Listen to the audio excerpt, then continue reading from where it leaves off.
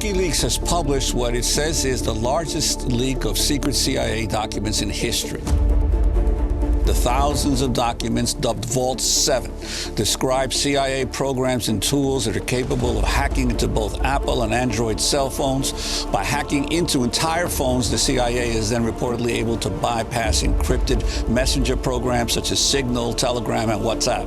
Although contrary to many news reports, the documents do not show the CIA has developed tools to hack these encrypted services themselves.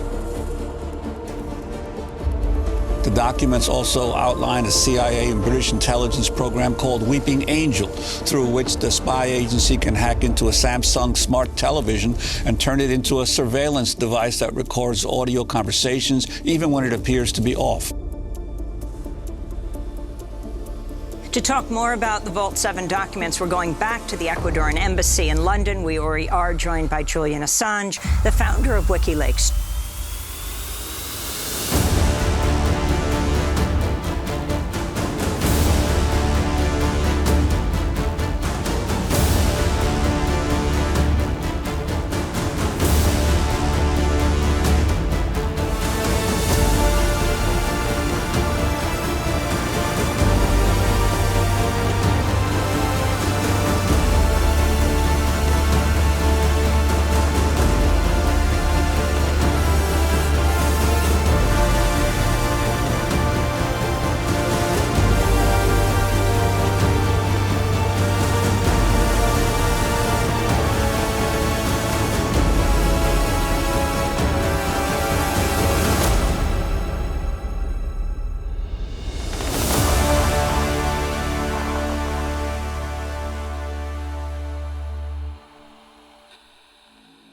Vault 7 is the largest intelligence leak in history. We've published so far less than 1% of that material. Now, so far, the publications that we have published reveal that the Central Intelligence Agency has decided to create, in the last 10 years, its own captive version of the National Security Agency, not specialized in bulk interception, but specialized in semi-automated hacking processes. That's creation of viruses, Trojans, etc., to put in people's computer systems, telephones, TVs, and have those then report back to CIA listening posts that collect that information and ingest it into the broader CIA process, and also information can be pushed using these mechanisms on to those telephones, computers, et cetera, to, for example, plant information that could implicate someone falsely or perhaps even truly in a crime. The digital revolution is perhaps the defining feature of our unstable world in both the most positive and negative ways. The cyber realm and information technology have fundamentally transformed the most prevalent means of human interaction. These technologies have given rise to new information-based industries that have displaced older ones, sometimes deepening gaps within societies and between the developed and underdeveloped worlds. They enable social interaction that can be swift and destabilizing, as we saw in the so-called Arab Spring. And they invest individuals with unprecedented influence and even power, for better and for worse. WikiLeaks released thousands of documents and files that it says expose hacking tools used by the Central Intelligence Agency. The leaks purportedly show that the CIA is capable of hacking smartphones, computer operating systems, automobiles, messenger applications, and even internet-connected televisions. The series of files, dubbed Vault 7, consists of 8,761 documents and files allegedly from the CIA's Center for Cyber Intelligence. Though many of the tools detailed in the documents are the kind of things you'd expect from an intelligence agency, they provide an unprecedented blueprint for how the CIA could hack individuals they're spying on. Here's how they could work. Say CIA operatives are investigating a suspect in France we'll call John. According to the leaks, CIA hackers operate out of the US consulate in Frankfurt, Germany, using it as a base to cover Europe, the Middle East, and Africa. From the confines of the consulate, the CIA can track John's activities around France. The CIA purportedly has a few techniques it can use to hack into versions of Apple's iOS, the mobile operating system used in iPhones. The WikiLeaks documents detail malware, allegedly used as a hacking tool, that appears to remain on an iPhone even after it has been rebooted, a technique known as persistence. To gain access to phones and other devices, the CIA would exploit zero-day bugs, previously unknown flaws in the operating system's code, that they would collect and store. If the CIA hacks John's phone, it can bypass the encryption of messenger apps like WhatsApp, Signal, Telegram, and Confide that John uses, and collect voice, audio, and messages before the applications encrypt John's text. To track his movements, the agency can activate the camera and microphone on John's phone without him knowing, and retrieve his geolocation. Even if his cell phone's powered off, the documents describe how the CIA can hack other internet-connected devices to monitor John's activity. Working with British intelligence, the CIA developed an attack that can place Samsung smart TVs in a fake off mode. So while the TV appears turned off, in reality, it's functioning as a bug and recording his conversations in the living room. The CIA also apparently has the capability to target John's wireless internet router to connect to his infected computer or access files. American CIA hackers can also allegedly leave false breadcrumbs to mask the operation's fingerprints and make it appear that it was carried out by another country. That can be done by inserting malware components from a known Chinese, Russian, or Iranian hacking operation, for example, into a US one. There's evidence the CIA has been collecting malware components known to work in overseas cyber attack operations. The CIA declined to comment, quote, on the authenticity or content of purported intelligence documents, end quote.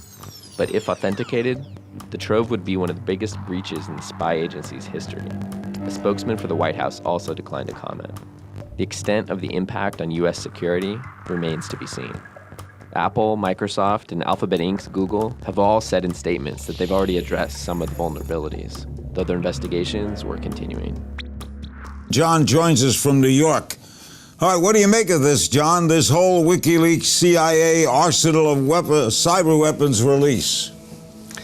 Well, you know, in my mind, Larry, this is the most horrifying of all of the leaks that WikiLeaks has come out with.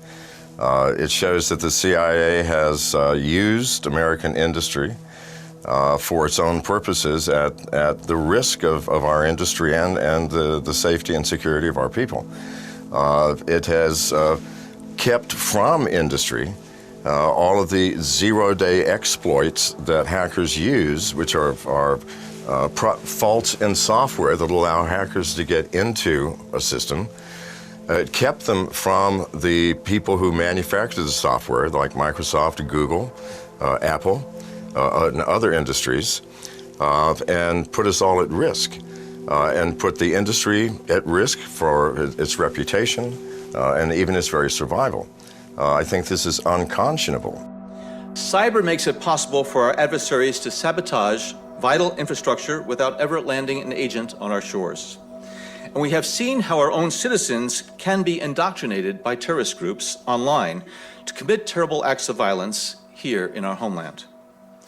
Moreover, these technologies are transforming how an intelligence service, which is a quintessential information-based enterprise, how it conducts its business.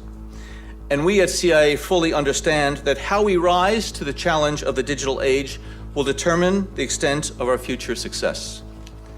That's why last year, as part of our modernization program, we created a Directorate of Digital Innovation, the first new agency directorate in more than a half-century. This new directorate is at the center of the agency's effort to hasten the adoption of digital solutions into every aspect of our work. It is accelerating the integration of our digital and cyber capabilities across all of our mission areas.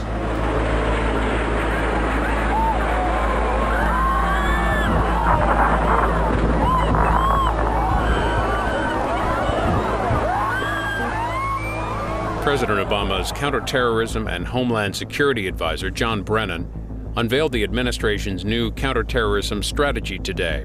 The Johns Hopkins School of Advanced International Studies held this event. It's an hour and 15 minutes. But it certainly is a pleasure for me to be here at the Paul Nitze School of Advanced International Studies, an institution that has instilled in generations of public servants the pragmatic approach to problem solving that is essential for effective conduct of foreign policy. I especially want to thank the Merrill Center for Strategic Studies for its emphasis on national security and for joining with the Office of the Director of National Intelligence to introduce students to our intelligence community and inspiring the next generation of intelligence professionals. And it's wonderful to see so many friends and colleagues who I've had the privilege to work with over many years. You have devoted your lives to helping protect this nation from many threats, including the one that brings me here today, and the one that has claimed the lives of some of our friends and colleagues. That is the continued terrorist threat from Al-Qaeda. This is as close as we can get to the base of the World Trade Center. You can see the firemen assembled here, the police officers, FBI agents, and you can see the two towers. A huge explosion now raining debris on all of us. We better get out of the way!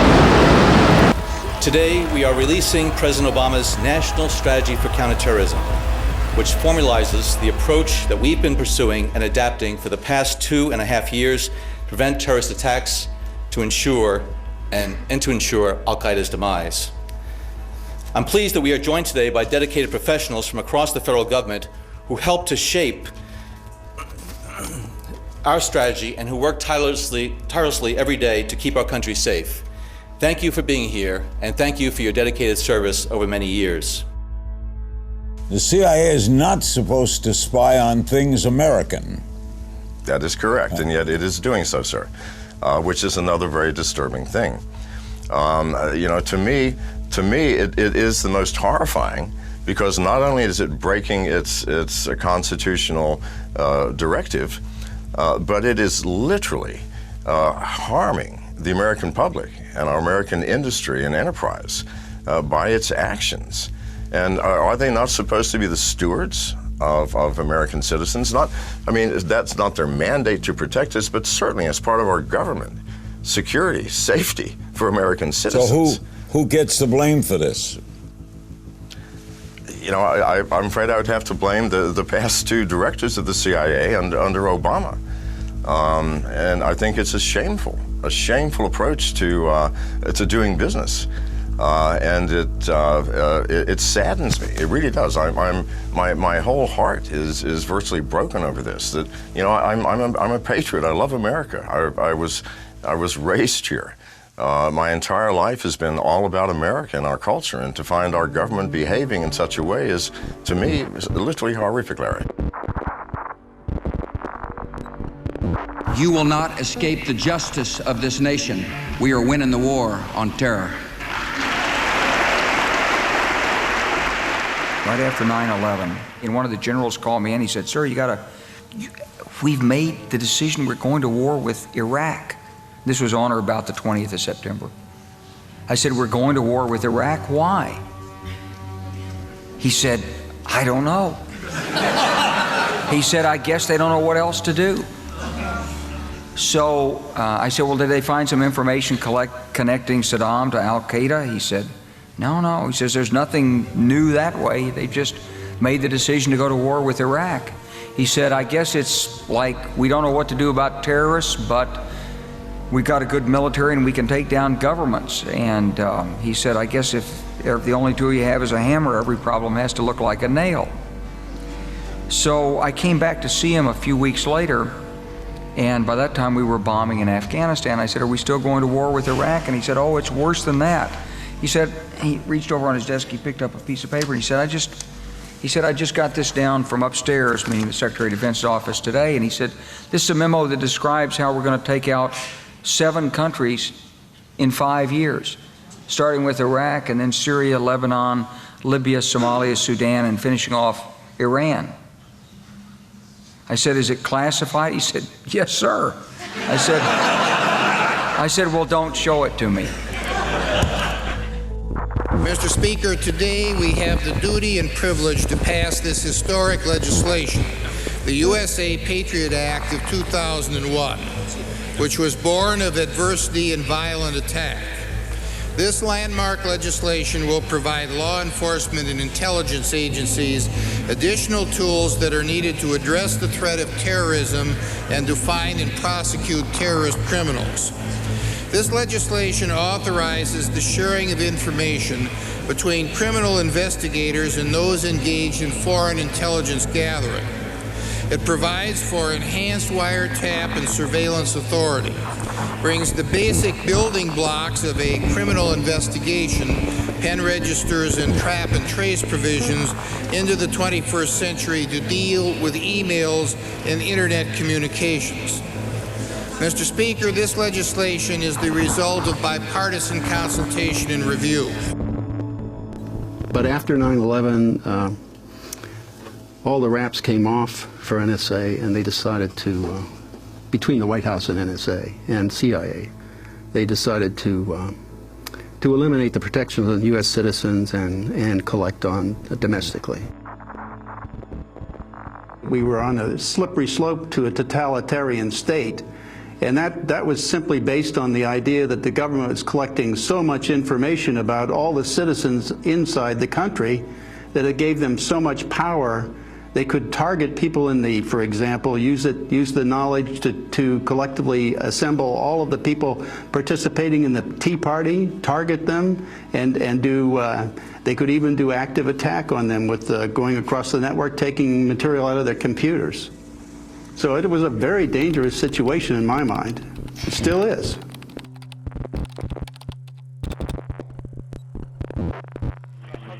For more than 2.5 years, the wire service Reuters has been trying to find out what happened to their 2 staff members on this street in the suburb of New Baghdad.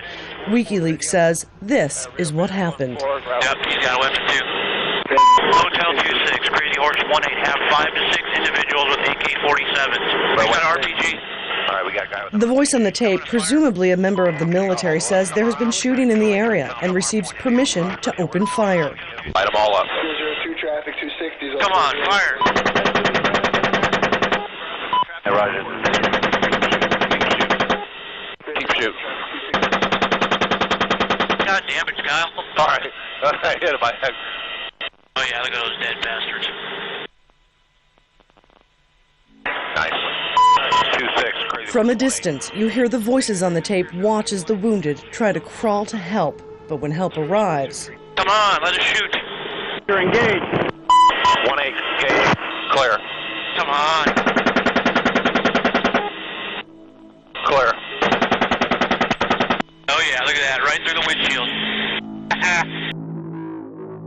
There have been a number of issues that have obviously come up through these leaks, but what do you think has been the most damning revelation?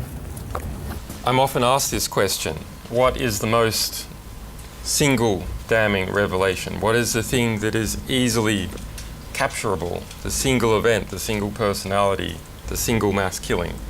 But that is not the real story of this material. The real story of this material is that it's war. It's one damn thing after another. It is the continuous small events, the continuous deaths of children, insurgents, allied forces, the maimed people. Search for the word amputation in this material, or amputee, and there are dozens and dozens of references. So this is the story of the war since 2004. Right now, I think it really is a testament to how far we have come since 9/11, and we're as poised to detect and thwart these attacks. So, but working with Congress, I don't think there's any delusion on the part of folks within the Congress that as we address a number of the vulnerabilities that were out there and we maybe automate more of these activities, we have come such a long way as far as the terrorist watch listing system. You know, we've been able to, as a result of technology, as a result of integrating the different databases and systems, been able to do things with, less people who actually have to manually put things in. As the Central Intelligence Agency gained budgetary and political preeminence over the National Security Agency, which used to have a bit bigger budget. In the post 9/11 environment, the CIA's budget is now increased to about 1.5 times that of the National Security Agency. So in response to that increased political power, where increased budgetary spend comes from, it has created its own effective air force using drones and its own large hacker squad So it is able to do things internally that it would previously have to go out for others to do. So the Central Intelligence Agency, like all institutions, is maximizing its institutional power. And it is slowly succeeding compared to other institutions. So, what I want to do is make sure that we're able to maintain the appropriate amount of resources so that we continue to prosecute this effort that will allow us, again, to identify and detect these threats, be prepared to be resilient in the event of some type of attack, but also maintain our ability to maintain our proactive posture.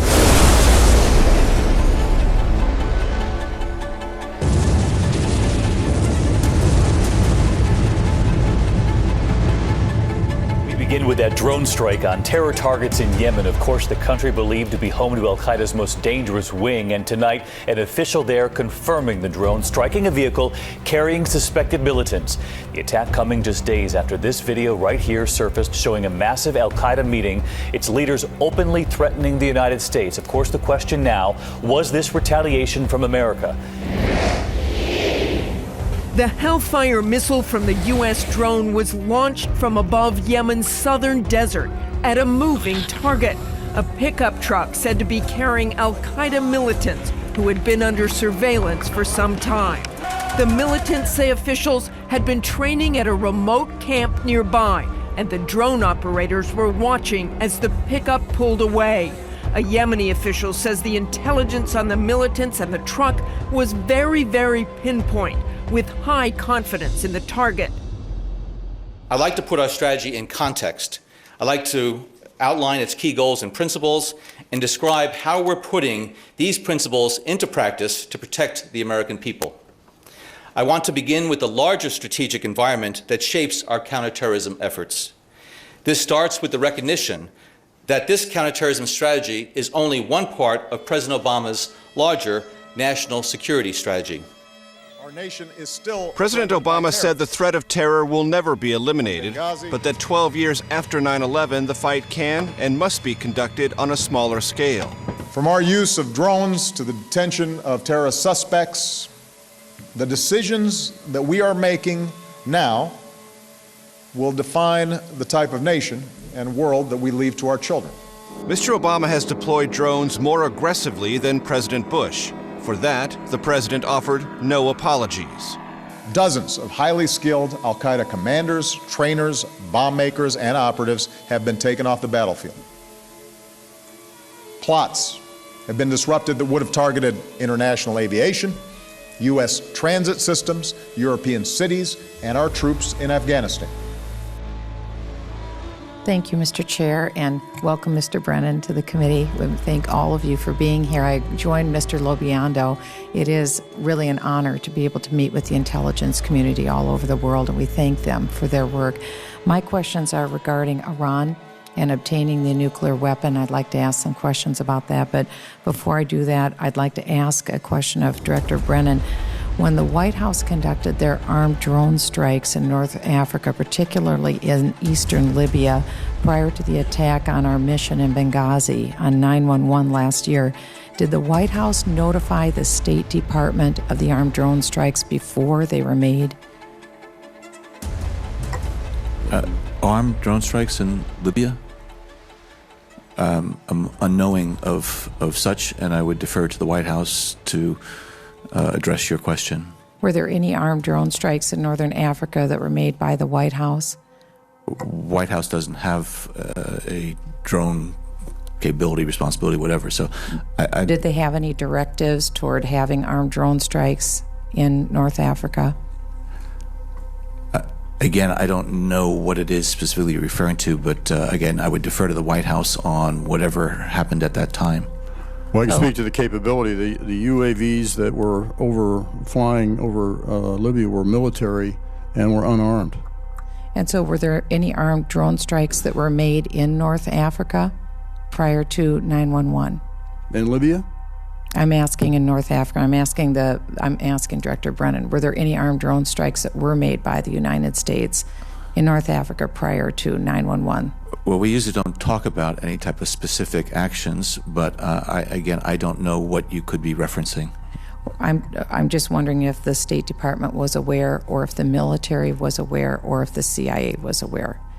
And if we aren't going to talk about that, we aren't going to talk about that, but that's a question I'd like to know. Plots. Simply put, these strikes have saved lives.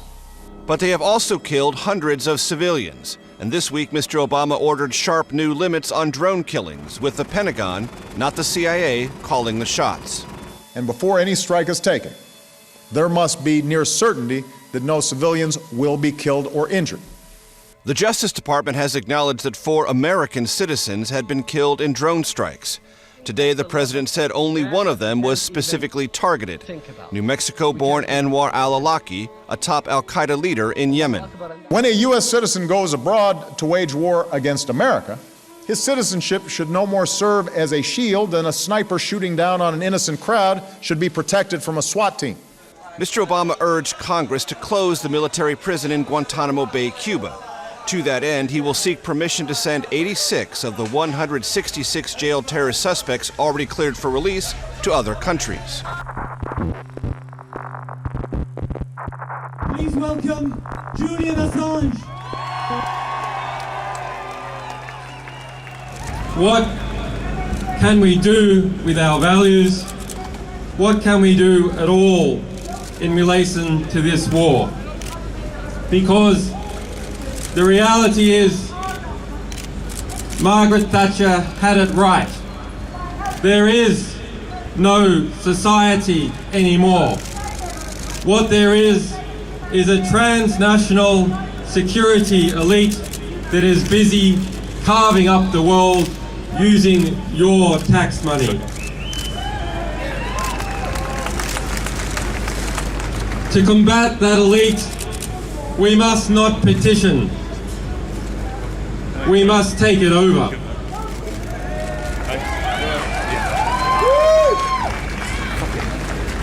We must form our own networks of strength and mutual value, which can challenge those strengths and self-interested values of the warmongers in this country and in others that have formed hand in hand an alliance to take money from the United States, from every NATO country, from Australia, and launder it through Afghanistan, launder it through Iraq, launder it through Somalia, launder it through Yemen, launder it through Pakistan, and wash that money in people's blood.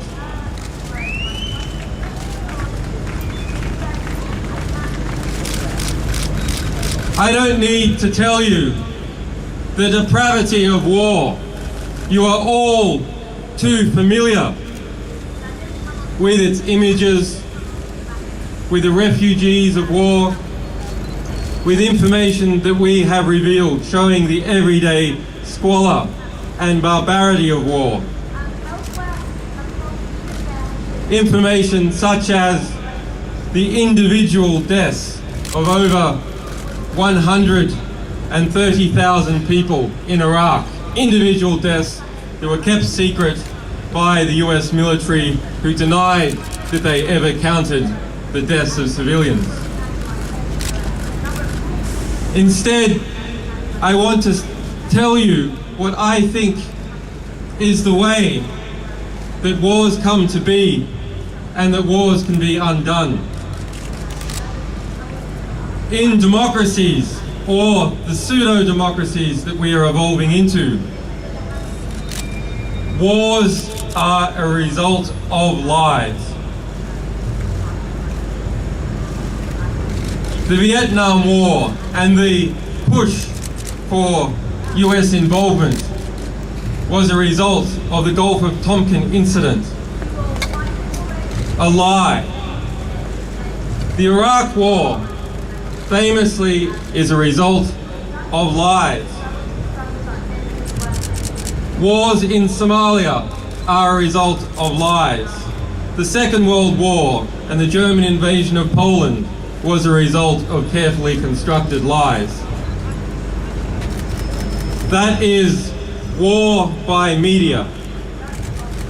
Let us ask ourselves of the complicit media, which is the majority of the mainstream press? What is the average death count attributed to each journalist?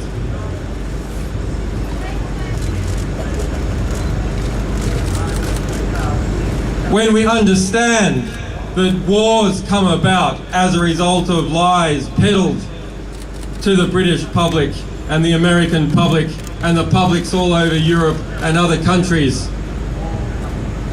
then who are the war criminals?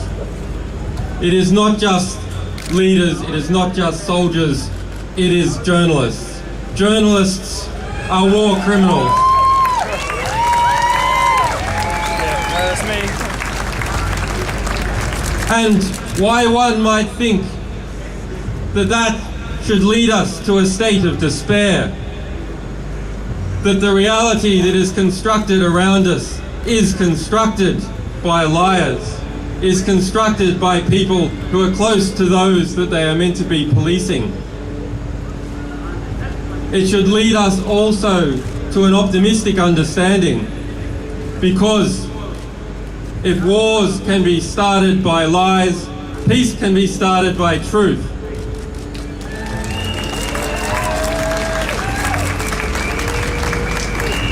So that is our task, and it is your task. Go and get the truth. Get into the ballpark and get the ball, and give it to us, and we'll spread it all over the world.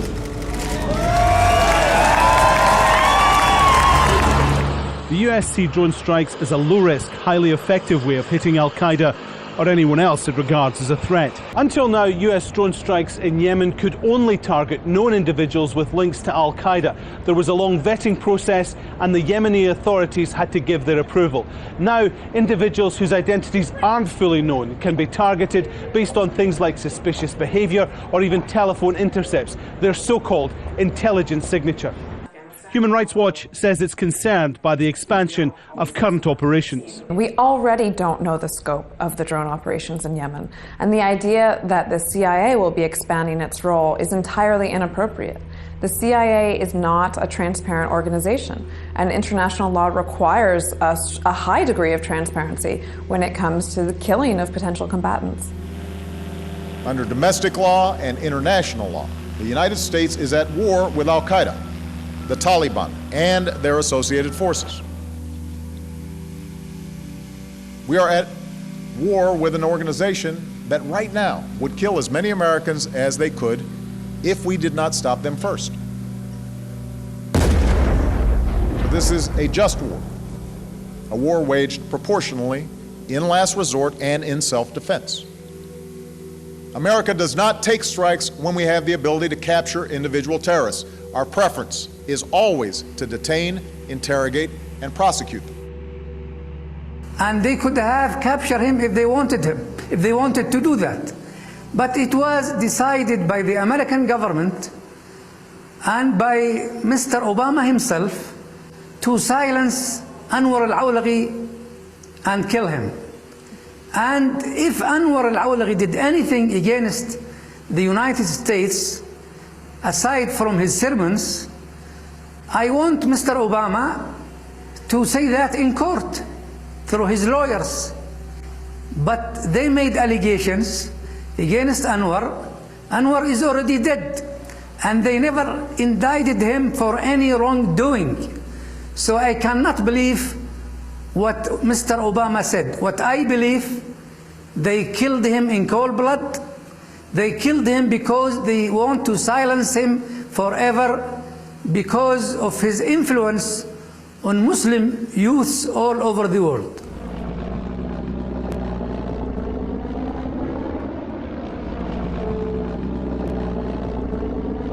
America cannot take strikes wherever we choose.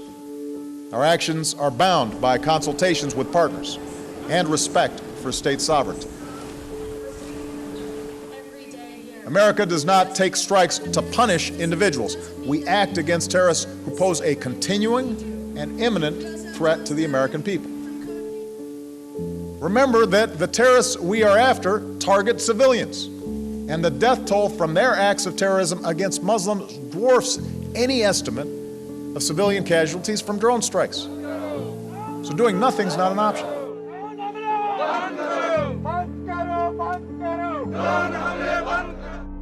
Abdul Jarrah's house was hit by a drone missile recently. This perhaps challenging the Obama administration's frequent assertion that they don't attack populated areas. Members of his family were downstairs at the time of the attack. More than 40 strikes reported last year and at least a dozen this year. Yemen has become the second biggest front in America's drone warfare after Pakistan. Civilians have been caught in the crossfire, and in remote villages like this one, anger is rising against the United States. One morning last September, Karam Hizam's father-in-law, his wife and son stepped into a vehicle in their village in northern Yemen. They were heading to a nearby town along with many other villages, but the family never returned. The vehicle was hit by 2 drone missiles. Within seconds, 11 of the passengers were dead. Some of those who survived the attack, we are told, died in hospital later.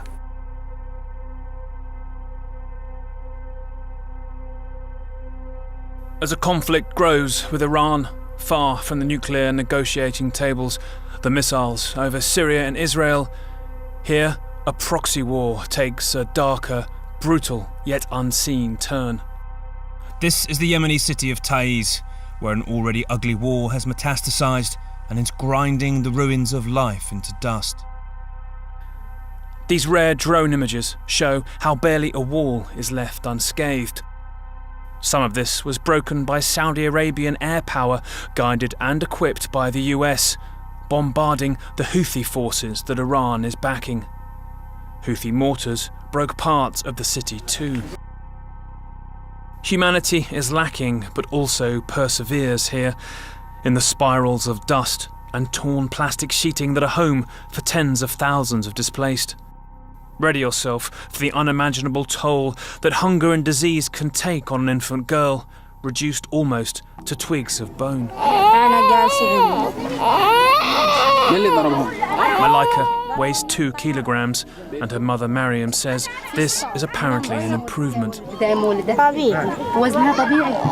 When we came here as displaced, she was normal and she could eat. Then she started to have measles, diarrhea, and vomiting. She got very skinny. I feel like crying sometimes. She's getting better now. She's eating.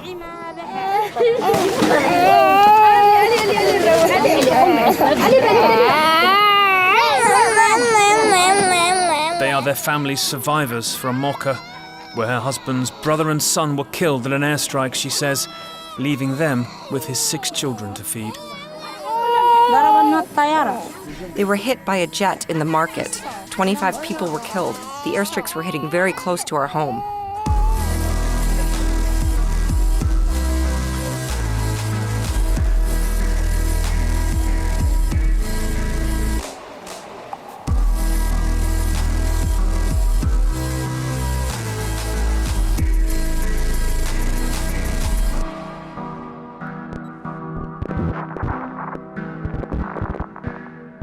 In response to the various disclosures about the National Security Agency, most importantly the Edward Snowden disclosures of 2013, industry has responded to market demand in various places, and various engineers ideologically also invested in this to introduce encryption in WhatsApp, in Signal, more types of encrypted email and so on. Now the Central Intelligence Agency's hacking approach does not target the intermediaries like the National Security Agency does for these bulk intercepts. Instead, it targets the endpoints, and then it doesn't need to worry about the encryption. For example, if you and I, Amy, are communicating using, say, Signal on a smartphone, on an Apple or Android, then the Signal encryption protocol is actually quite good. And as far as is known, it cannot be decrypted by an intermediary, bulk spying on communications traffic going across the Atlantic, like the National Security Agency does. But if either you or I have our phones hacked, and the CIA software specializes in doing this, it means that encryption doesn't matter because the information is gathered either before it's encrypted or after it is decrypted. What do we mean by 0 day? A 0 day defect, Larry, is a fault within software that someone discovers that will allow hackers to get into that piece of software, whether it's a database program or an operating system. And when manufacturers find out about these faults, then they can fix them. But the CIA knew about hundreds of these faults for many of our industries and never alerted the industry. In fact, the CIA actually caused some of them for its own purposes so that it could spy on both American citizens and foreign agencies. Well, Julian, in terms of the material you have released so far, you did redact any of the computer codes that you got access to, and you offered to have companies that may be affected by this, tech companies, to provide them the code so they could fix any vulnerabilities. Have any companies taken you up on the offer? We made this offer publicly, and we also wrote to a number of the large companies such as Apple, Microsoft, Google, Mozilla, which produces the Mozilla browser, etc. Now, the European companies responded almost immediately. Some even approached us. A couple of US companies, such as Mozilla, responded immediately, and we were also approached by a security engineer at Cisco. Google, Apple, and Microsoft took 8 or 9 days, depending on the company, to respond. Now, that means that they were putting all the users at risk for 8 or 9 days. What was happening in that 8 or 9 days?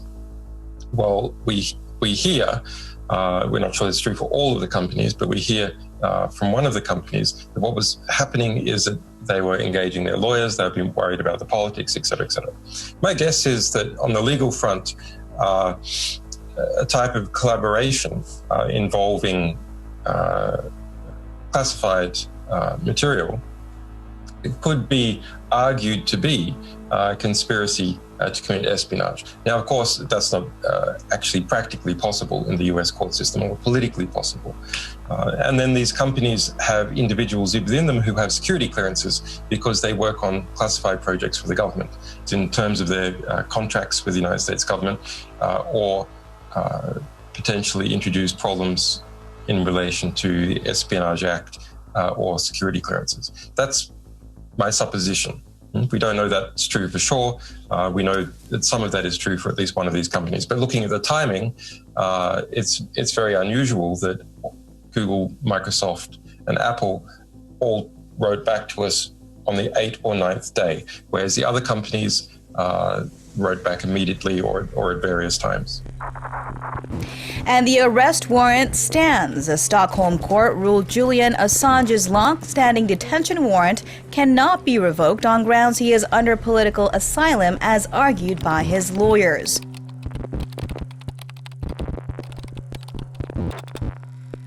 A massive leak of thousands of pages of secret documents is causing quite a stir this morning. The founder of WikiLeaks, the website that released the documents, says the diplomatic cables show the U.S. is spying on its allies. Meanwhile, the White House is condemning the leaks, saying they put our diplomats and intelligence professionals at risk.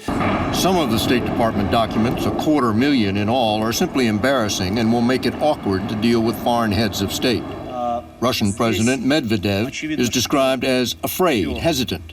German Chancellor Merkel avoids risk and is rarely creative. I want to take a moment to discuss the recent news reports of classified documents that were illegally provided from United States government computers. In my conversations with counterparts from around the world over the past few days, and in my meeting earlier today with Foreign Minister Davutoglu of Turkey, I've had very productive discussions on this issue. French President Sarkozy is called a naked emperor.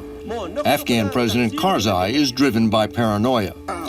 Libya's Gaddafi is said to have a voluptuous blonde Ukrainian nurse as his constant companion.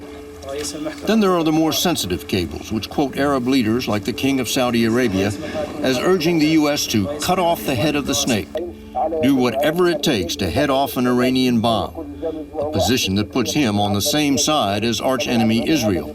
Lots of things which were understood in private and may have been not even talked about explicitly. Suddenly they're out there in the cold light of day, and it's going to make some governments and some individuals very uncomfortable. Another document reveals the U.S. has been secretly negotiating with Pakistan to remove enriched uranium from a research reactor so it doesn't fall into terrorist hands. Now that it is no longer a secret, it seems less likely the deal could ever go through.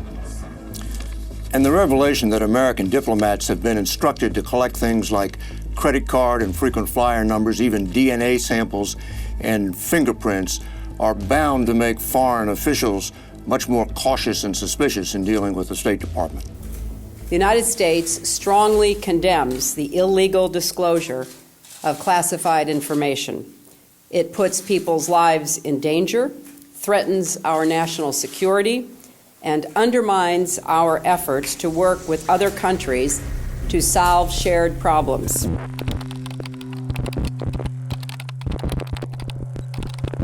On December 17th, a young vendor named Mohammed Bouazizi was devastated when a police officer confiscated his cart. This was not unique. It's the same kind of humiliation that takes place every day in many parts of the world. The relentless tyranny of governments that deny their citizens dignity.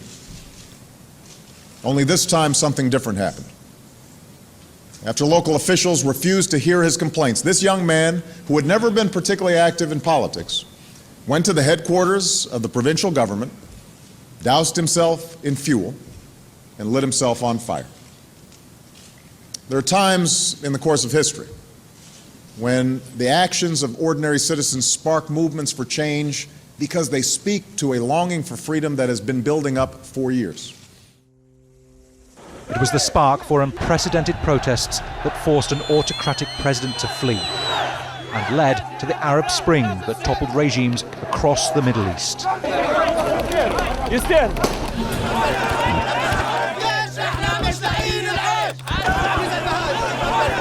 Ben, if you can hear me, tell me what you are seeing. I understand the situation is heating up. Okay, I'm in Tahrir Square, which is the biggest central square of Cairo, just up the street from the Egyptian parliament. The entire square, which is huge, is packed with demonstrators who are trying to get to the parliament. The spark of discontent set ablaze in Tunisia was contagious, spreading across the Arab world. A lack of opportunity, corruption, authoritarian rulers in power for decades.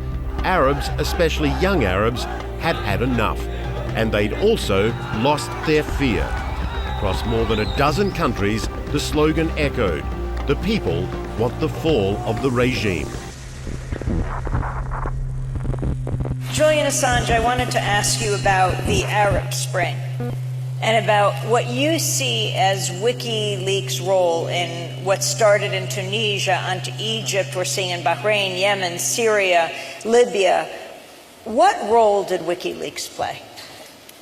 It's hard to disentangle, but the story that we have back from people who were in Egypt and from the newspaper Al-Akhbar, one of the great newspapers publishing in the Middle East out of Lebanon. You lived in Egypt for a time. I lived in Egypt during 2007, so I am familiar with the Mubarak regime. Later on, when we worked on Cablegate, we selected our French partner Le Monde in order to get the cables into French, because we knew that they would have an effect in Francophone Africa. A number of critical cables came out about the Tunisian regime and about Ben Ali.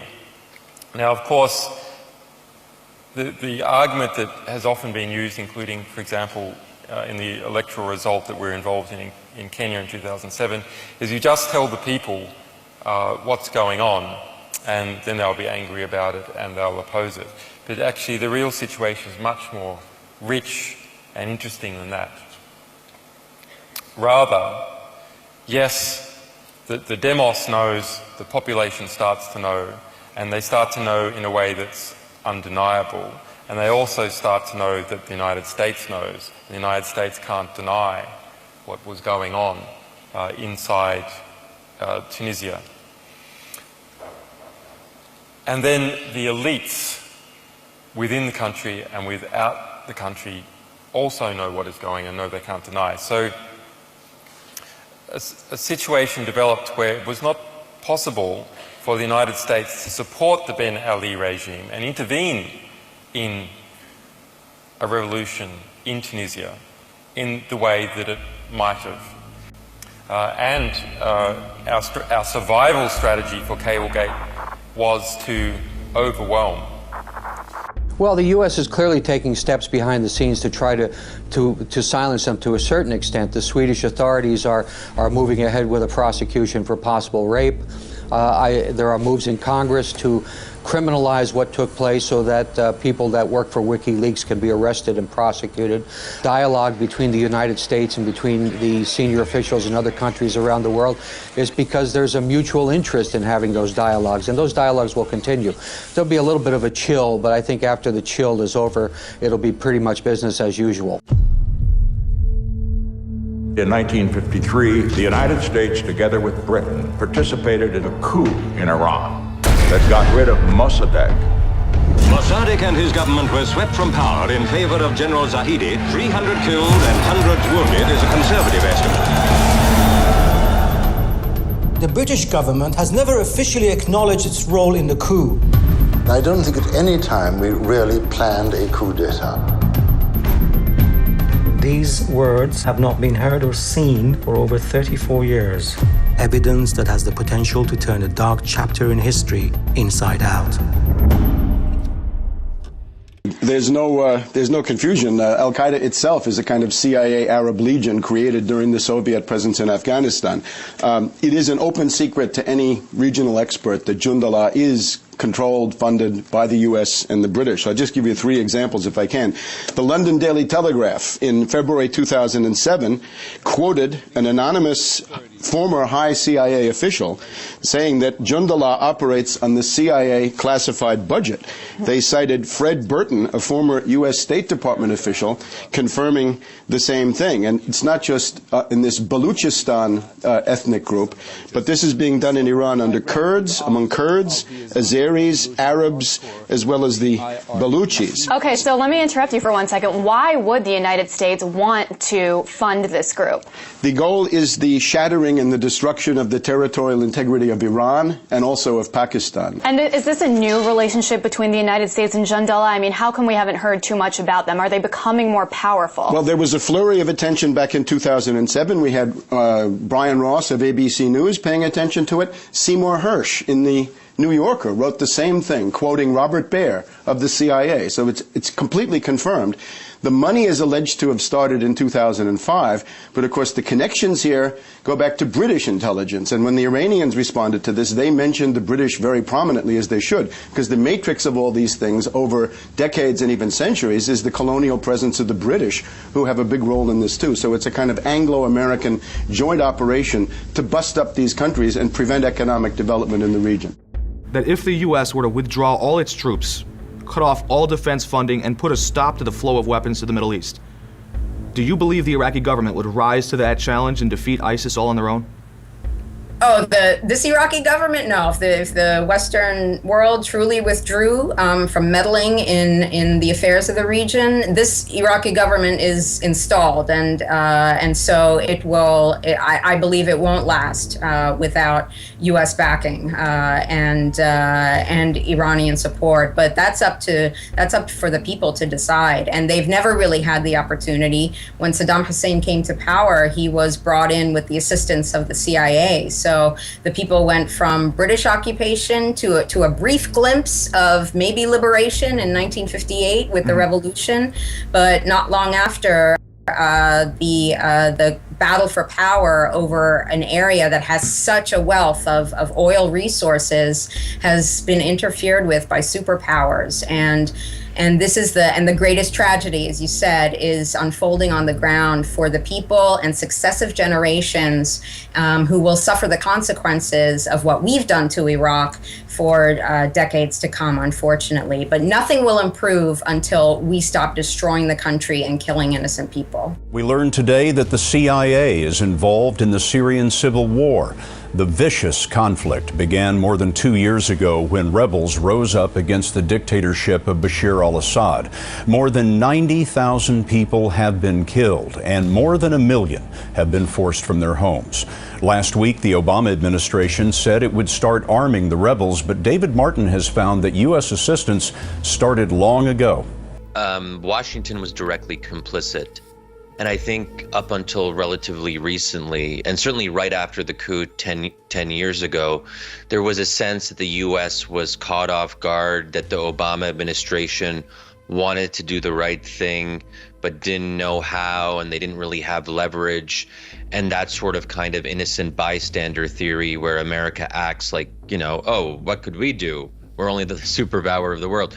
In recent years, more and more information has come out that suggests that the U.S. played a quite negative role in the months and days leading up to the July 3rd, 2013 military coup.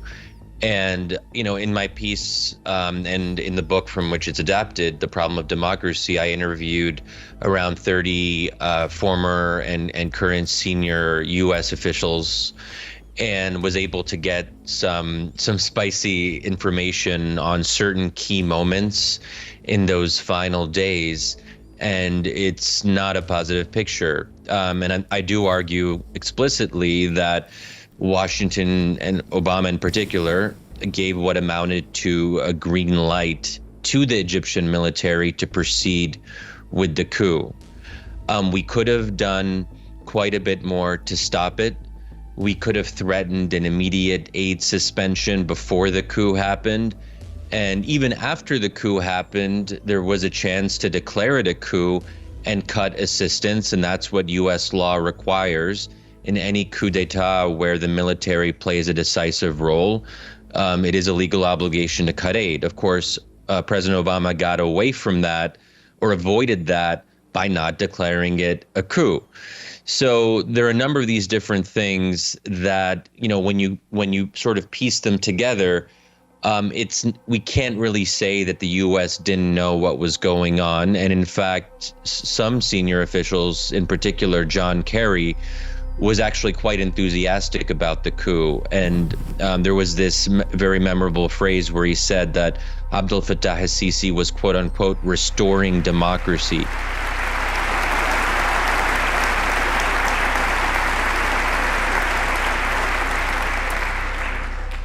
Stronger families, stronger communities, a stronger America. It is this kind of prosperity, broad, shared, built on a thriving middle class, that has always been the source of our progress at home. It's also the foundation of our power and influence throughout the world. Today, the organization that attacked us on 9/11 is a shadow of its former self.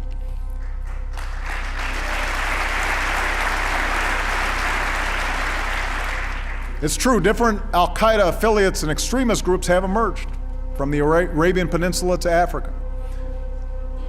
The threat these groups pose is evolving. But to meet this threat, we don't need to send tens of thousands of our sons and daughters abroad or occupy other nations. Instead, we'll need to help countries like Yemen, Libya, and Somalia provide for their own security and help allies who take the fight to terrorists, as we have in Mali. And where necessary, through a range of capabilities, we will continue to take direct action against those terrorists who pose the gravest threat to Americans.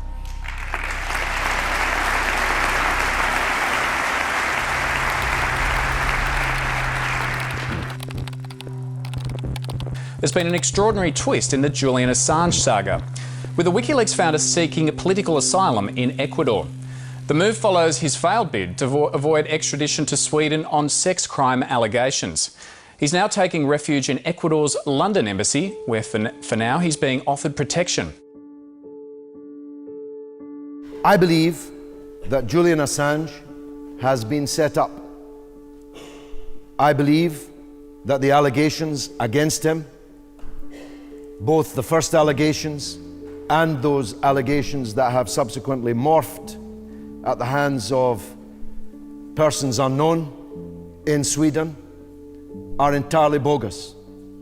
I have many reasons for believing that, and I do know rather a lot about the case. Julian Assange believes the United States has already indicted him for divulging state secrets, although there's been no confirmation of that.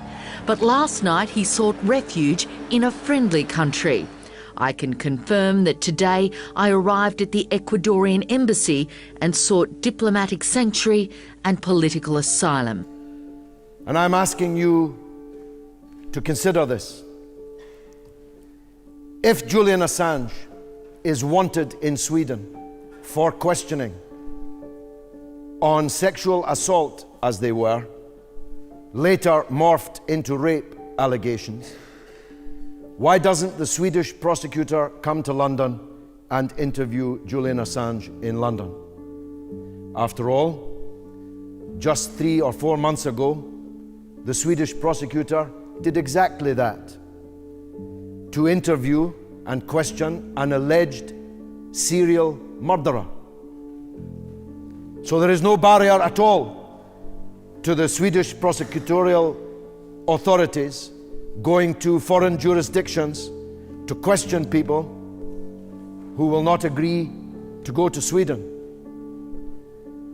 Assange has asked for this from the very day, having been told that he might leave Sweden and was facing no charges.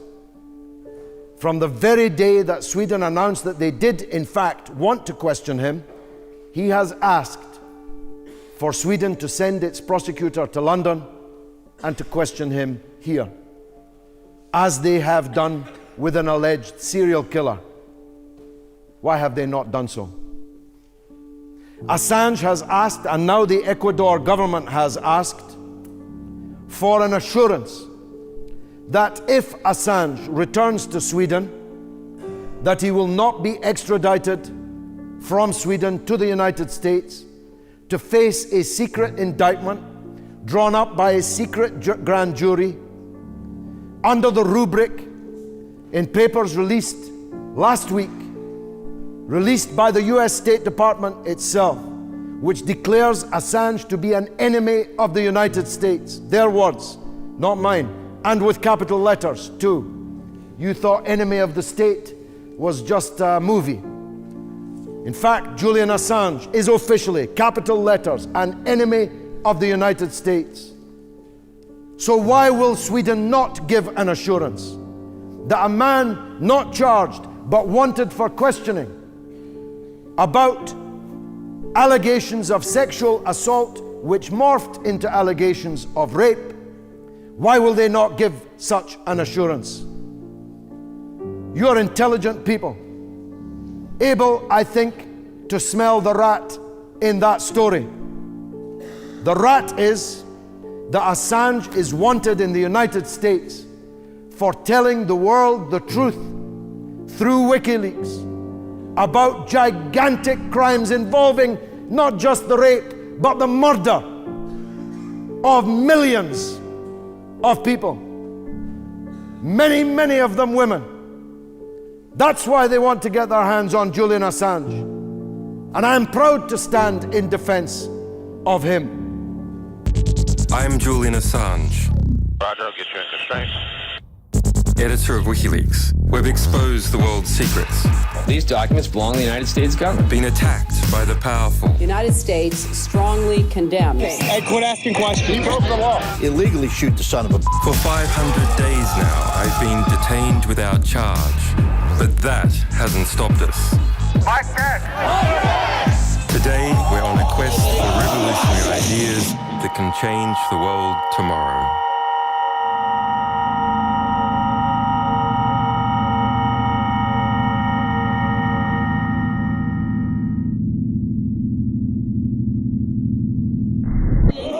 past 2 years, new forms of revolution have been forged. Today, I speak to two giants of the intellectual left, Noam Chomsky, the renowned linguist and rebel thinker, Tariq Ali, street-fighting novelist and military historian. I want to find out what these two activist stalwarts think.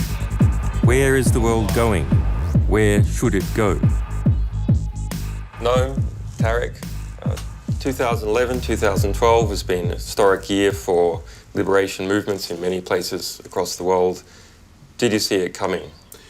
I didn't see it coming. I don't think most people saw it coming. The Arab Spring has been very infectious, and it's still going on in different ways. Noam Chomsky. No, I can't say I predicted it. I assumed that sooner or later there would have to be a popular reaction to the bitter class war that's been fought for the past generation. A very conscious class war, which has, of the always quite class-conscious business classes, but really felt they were on a roll. So in the United States, for example, well, we all know the facts. Over the past generation, there's been wealth created, but it's gone into very few pockets.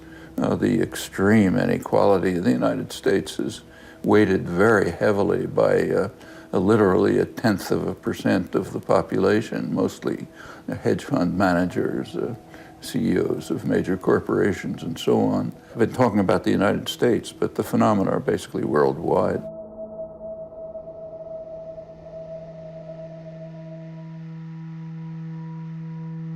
And the Republicans did play the game very, very well. They're exceptionally good at the political game. And Barack Obama inherited from his predecessor, Bill Clinton, inherited a party that had become identified with Wall Street. Very, very close to Wall Street. Our most urgent task upon taking office was to shore up the same banks that helped cause this crisis. By the way, you remember in the Podesta emails that got leaked by WikiLeaks? Do you remember this in there? The press covered them at in great detail as they had to do with Hillary Clinton's campaign, her speeches to Goldman Sachs, that sort of thing. But there was an email in there that was that concerned the 2008 campaign that was much more revealing than some of the later stuff. I don't know if you know what I'm talking about, but it was an email, sort of round-robin email with a bunch of different participants, and they're choosing Barack Obama's cabinet. This is before the election. This is in October of 2008, but they're choosing the cabinet members, and the choices actually were correct. This is who actually later became members of the cabinet. And the guy who's in charge of the emails is using his Citibank email address. Well, in spite of Bill Clinton's fidelity to Wall Street and how he helps turn the Democratic Party into a much more fully Wall Street-controlled party, Obama actually raised more money on Wall Street than it was amazing. Than the Republicans did. Yeah, that's right. That's more than Hillary. Hillary did. He was the first Democrat to do that, to be able to outraise the Republicans. But also outraised Hillary. Is on that right? Wall Street. So yeah. But he outraised the Republicans outright, and he also outraised them on Wall Street, which was a first for a Democrat. It was not easy to do. And if there's one thing that has unified Democrats and Republicans, and everybody in between, it's that we all hated the bank bailout. I hated it.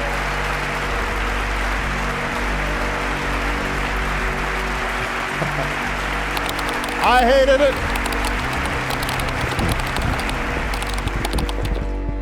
America's secret drone war will be in the spotlight today when John Brennan, President Obama's pick to be CIA director, testifies at his Senate confirmation hearing. To smooth his path, the White House agreed overnight to give lawmakers a secret legal memo that lays out the rules for using drones. And ABC's John Carl joins us now with more on that. And John, this was something the White House resisted for some time. In fact, George, as of yesterday afternoon, the White House actually refused to even acknowledge that this memo existed. But late last night, the president made the call to release the memo on a classified basis to the Intelligence Committees. This is after one prominent Democratic senator actually threatened or suggested he would filibuster Brennan's nomination if they didn't get the documents. George, this is an indication that at today's hearing, you will see some tough questions about the drone campaign, and I believe the most thorough discussion we have ever seen about this highly secretive but absolutely central component of the president's war on terror. And it's coming at a time, John, where just yesterday the Iranians released video that they say came from a U.S. drone that they captured, and this may be a major intelligence coup for the Iranians. It may be. Now, I need to say we have no way to absolutely confirm that this video came from a U.S. drone that went down in 2011 over Iran. But top officials and our experts have been looking at this overnight and say there is reason to believe that this video came from a stealth drone, not the regular drones. This is a highly classified drone that went down over Iran in 2011. The U.S. was so concerned at the time, George, that they considered a secret mission into Iran to destroy it so they wouldn't be able to get information off of it. Now it looks like possibly the Iranians got information off the drone. Okay, we'll be working hard to verify that. John Carl, thanks very much. It's almost 2 years since the allegations about Julian Assange in Sweden first surfaced. Months in which the case has been back and forth in the courts. Assange has never been charged. And this current diplomatic impasse, some say, could continue. The ultimate solution has to be for the United States to give a firm commitment that it will not seek to extradite Julian Assange to face espionage-related charges in the United States, and for Sweden to give a firm commitment that it would not extradite him.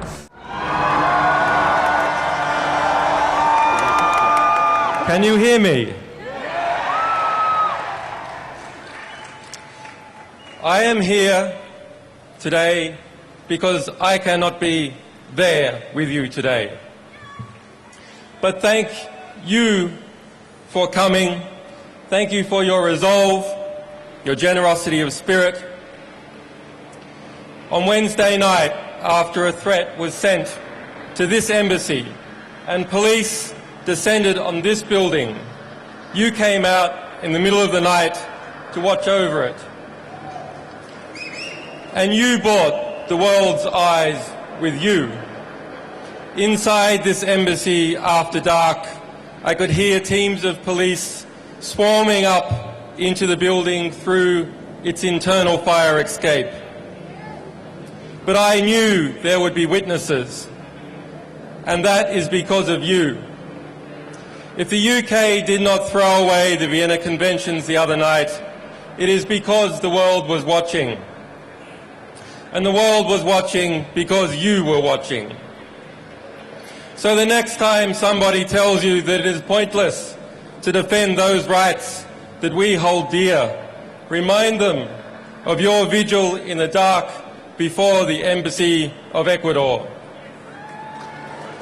And to the people of the United States, the United Kingdom, Sweden and Australia, who have supported me in strength even when their governments have not.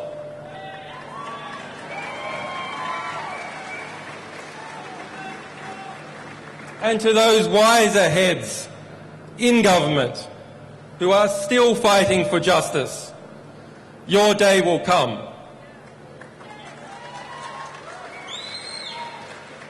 To the staff, supporters and sources of WikiLeaks, whose courage and commitment and loyalty has seen no equal.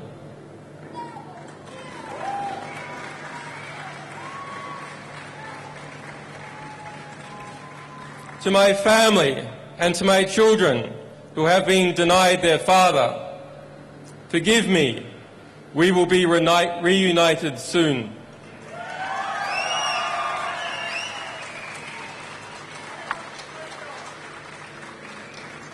As WikiLeaks stands under threat, so does the freedom of expression and the health of all our societies. We must use this moment to articulate the choice that is before the government of the United States of America? Will it return to and reaffirm the values, the revolutionary values it was founded on? Or will it lurch off the precipice, dragging us all into a dangerous and oppressive world in which journalists fall silent under the fear of prosecution and citizens must whisper in the dark? I say it must turn back. I ask President Obama to do the right thing. The United States must renounce its witch hunt against WikiLeaks. The United States must dissolve its FBI investigation. The United States must vow that it will not seek to prosecute our staff or our supporters. The United States must pledge before the world that it will not pursue journalists for shining a light on the secret crimes of the powerful. The US administration's war on whistleblowers must end. Thomas Drake, William Binney, John Kirikou, and other heroic whistleblowers must be pardoned or compensated for the hardships they have endured as servants of the public record.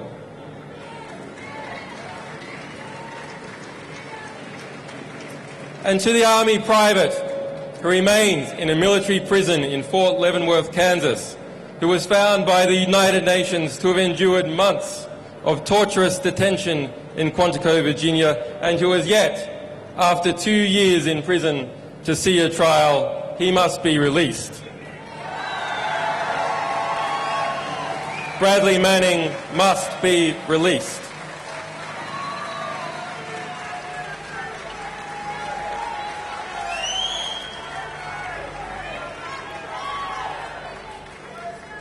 If Bradley Manning did as he is accused, he is a hero and an example to all of us, and one of the world's foremost political prisoners. Bradley Manning must be released. There is unity in the oppression. There must be absolute unity and determination in the response. Thank you. WikiLeaks has certainly made some military powers angry, and from the looks of this place, you'd think the website's bracing for a full-scale attack, and not the internet kind. Welcome to White Mountain, a fortified data center in a Cold War-era bunker near Stockholm, Sweden.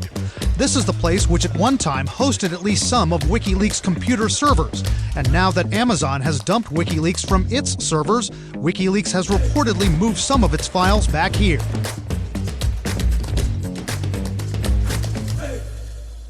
Bradley Manning, who turned 25 this week. A young man who has maintained his dignity after spending more than 10% of his life in jail without trial, some of that time in a cage, naked and without his glasses. And unlike so many others whose plights are linked to my own, I salute these brave men and women. And I salute journalists and publications that have covered what continues to happen to these people, and to journalists who continue publishing the truth in face of persecution, prosecution and threat, who take journalism and publishing seriously, because it is from the revelation of truth that all else follows. Our buildings can only be as tall as their bricks are strong. Our civilization is only as strong as its ideas are true. When our buildings are erected by the corrupt, when their cement is cut with dirt, when pristine steel is replaced by scrap, our buildings are not safe to live in. And when our media is corrupt, when our academics are timid, when our history is filled with half-truths and lies, our civilization will never be just. It will never reach to the sky. Our societies are intellectual shanty towns. Our beliefs about the world and each other have been created by the same system that has lied us into repeated wars that have killed millions. You can't build a skyscraper out of plasticine, and you can't build a just civilization out of ignorance and lies. We have to educate each other. We have to celebrate those who reveal the truth and denounce those who poison our ability to comprehend the world that we live in. The quality of our discourse is the limit of our civilization. But this generation has come to its feet and is revolutionizing the way we see the world. For the first time in history, the people who are affected by history are its creators. And for other journalists and publications, your work speaks for itself, and so do your war crimes. I salute those who recognize the freedom of the press and the public's right to know, recognized in the Universal Declaration of Human Rights, recognized in the First Amendment of the United States. We must recognize that these are in danger and need protection like never before. WikiLeaks is under a continuing Department of Justice investigation, and this fact has been recognized rightly by Ecuador and the governments of Latin America as one that materially endangers my life and my work. Asylum is not granted on a whim, but granted on facts. The US investigation is referred to in testimony under oath in the US courts, is admitted by the Department of Justice, and in the Washington Post just 4 days ago by the District Attorney of Virginia as a fact. Its subpoenas are being litigated by our people in the US courts. The Pentagon reissued its threats against me in September and claimed the very existence of WikiLeaks is an ongoing crime. My work will not be cowed. But why this immoral investigation continues and why the Australian government will not defend the journalism and publishing of WikiLeaks, I must remain here. However, the door is open, and the door has always been open for anyone who wishes to speak to me. Like you, I have not been charged with a crime. If you ever see spin that suggests otherwise, note this corruption of journalism. And last week, information revealed by WikiLeaks was vital and cited in the judgment in determining what really happened to El Masri, an innocent European kidnapped and tortured by the CIA. Next year will be equally busy. WikiLeaks has already over 1 million documents being prepared to be released. Documents that affect every country in the world. Every country in this world. And in Australia, an unelected senator will be replaced by one that is elected. In 2013, we continue to stand up to bullies. The Ecuadorian government and the governments of Latin America have shown how cooperating through shared values can embolden governments to stand up to coercion and support self-determination. Their governments threaten no one, attack no one, send drones at no one, but together they stand strong and independent. The tide calls of Washington power brokers for economic sanctions against Ecuador simply for defending my rights are misguided and wrong. President Correa rightly said Ecuador's principles are not for sale. We must unite together to defend the courageous people of Ecuador, to defend them against intervention in their economy and interference in their elections next year. The power of people speaking up and resisting together terrifies corrupt and undemocratic power.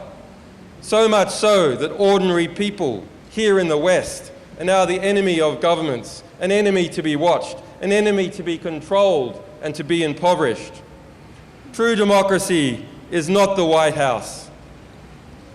True democracy is not Canberra. True democracy is the resistance of people armed with the truth against lies from Tahrir to right here in London. Every day, ordinary people teach us that democracy is free speech and dissent. For once, we the people stop speaking out and stop dissenting. Once we are distracted or pacified, once we turn away from each other, we are no longer free. For true democracy is the sum of our resistance. If you don't speak up, if you give up what is uniquely yours as a human being, if you surrender your consciousness, your independence, your sense of what is right and what is wrong, in other words, perhaps without knowing it, you become passive and controlled, unable to defend yourselves and those you love. People often ask, what can I do? The answer is not so difficult. Learn how the world works. Challenge the statements and intentions of those who seek to control us behind a facade of democracy and monarchy.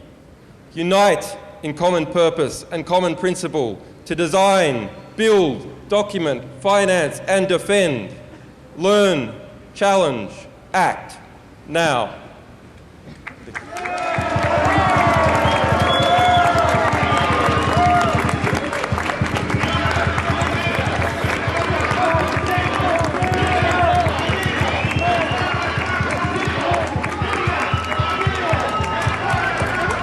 Disclosures like these tear at the fabric of responsible government. We're looking at all of the things that we can do to stem the flow of this information.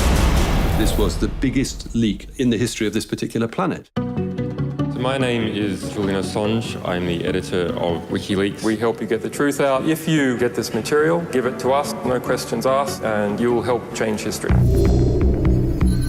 The internet lets governments get more information than ever, but it lets citizens do the same. Here was this kid who had reached out in confidence and said, hey, I'm leaking secrets.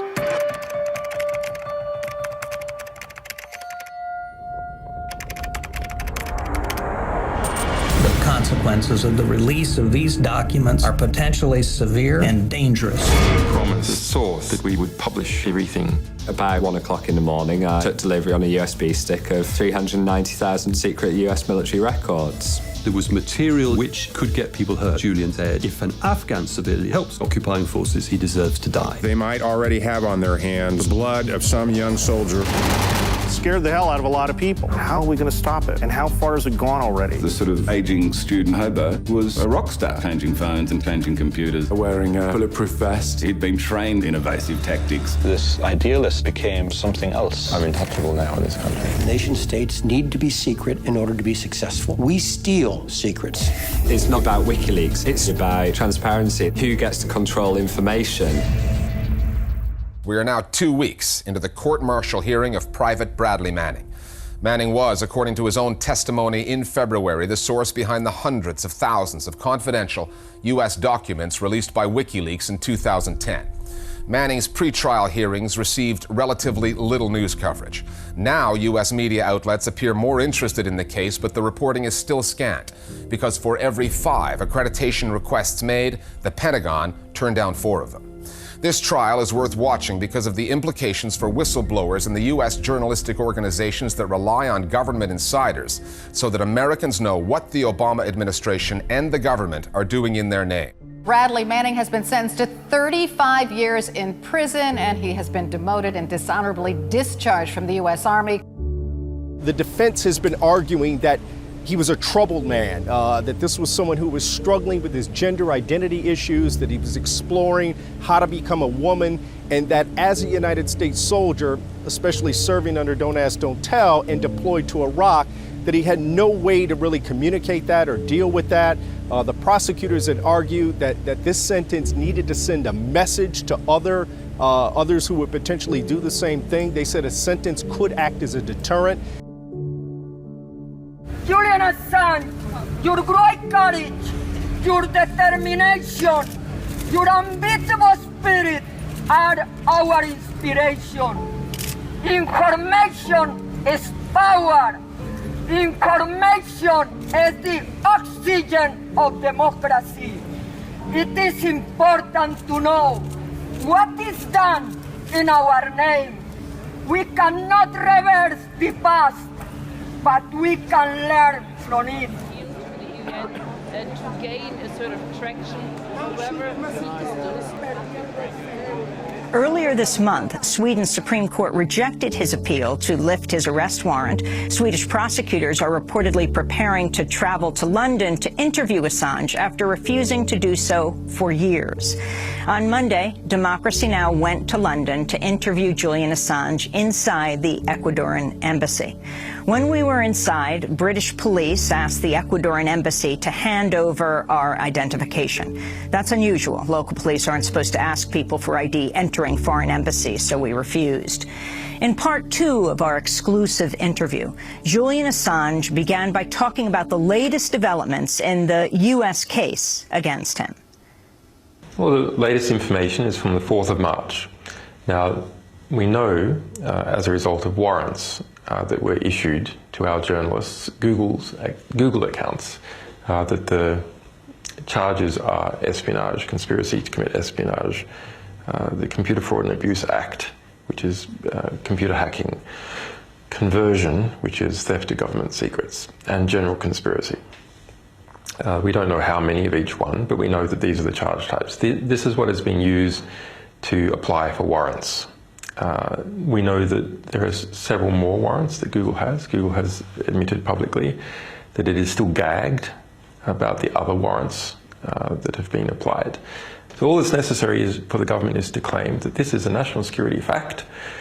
Any information released about WikiLeaks will harm national security. It's investigation to us, it's spying on us, it's spying on our supporters. Any of that information, if it's released, will harm national security and will compromise the pending prosecution of WikiLeaks. So what has happened here at a much more interesting and structural level is a front-loading of the deterrent and penalty phase. And the same thing is happening here in the WikiLeaks process, where we have no rights as a defendant because the formal trial hasn't started yet. The same thing has happened with me here in this embassy in relation to the Swedish case. No charges, no trial, no ability to defend yourself, don't even have a right to documents because you're not even a defendant. And the U.S. investigation has gone on for how many years? It's gone on for just over 5 years. WikiLeaks founder Julian Assange speaking inside the Ecuadorian embassy in London, where he has taken refuge for the past 3 years.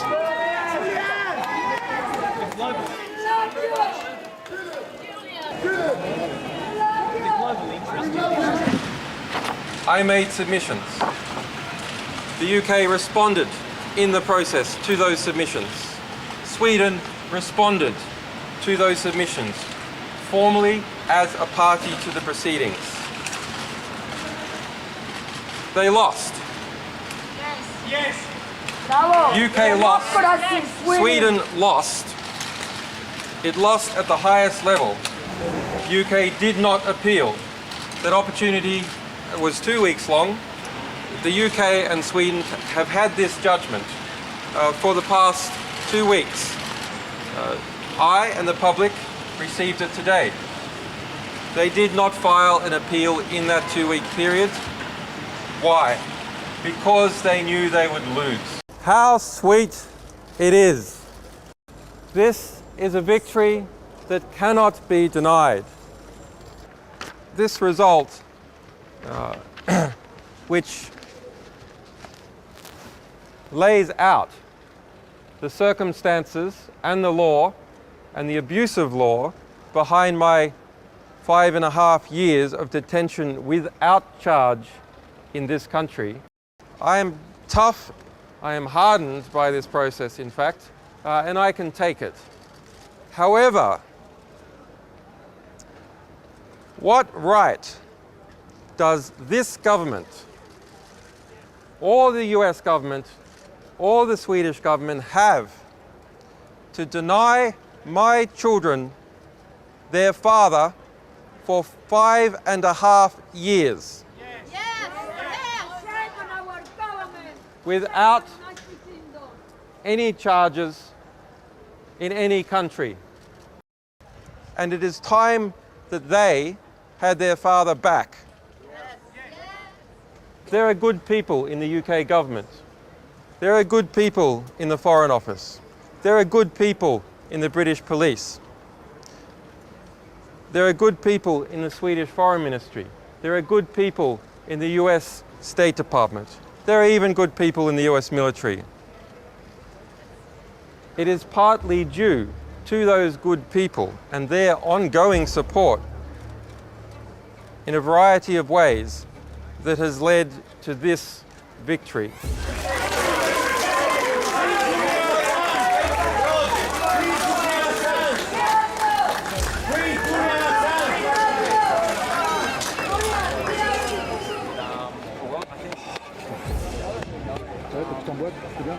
He's willing to answer the questions.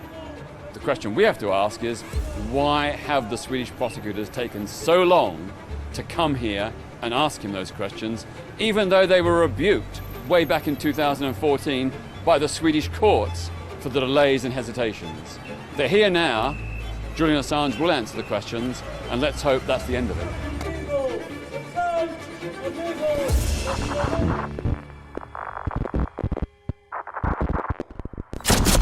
On November 1, 2016, Hillary and Bill Clinton and their entourage of assistants effected a civilian coup. In contrast to the usual concept of a coup where the military is involved and takes over the White House and communication centers, very much like the scenarios you see in a movie, this coup was done silently and very effectively through two methods: corruption and co-optation.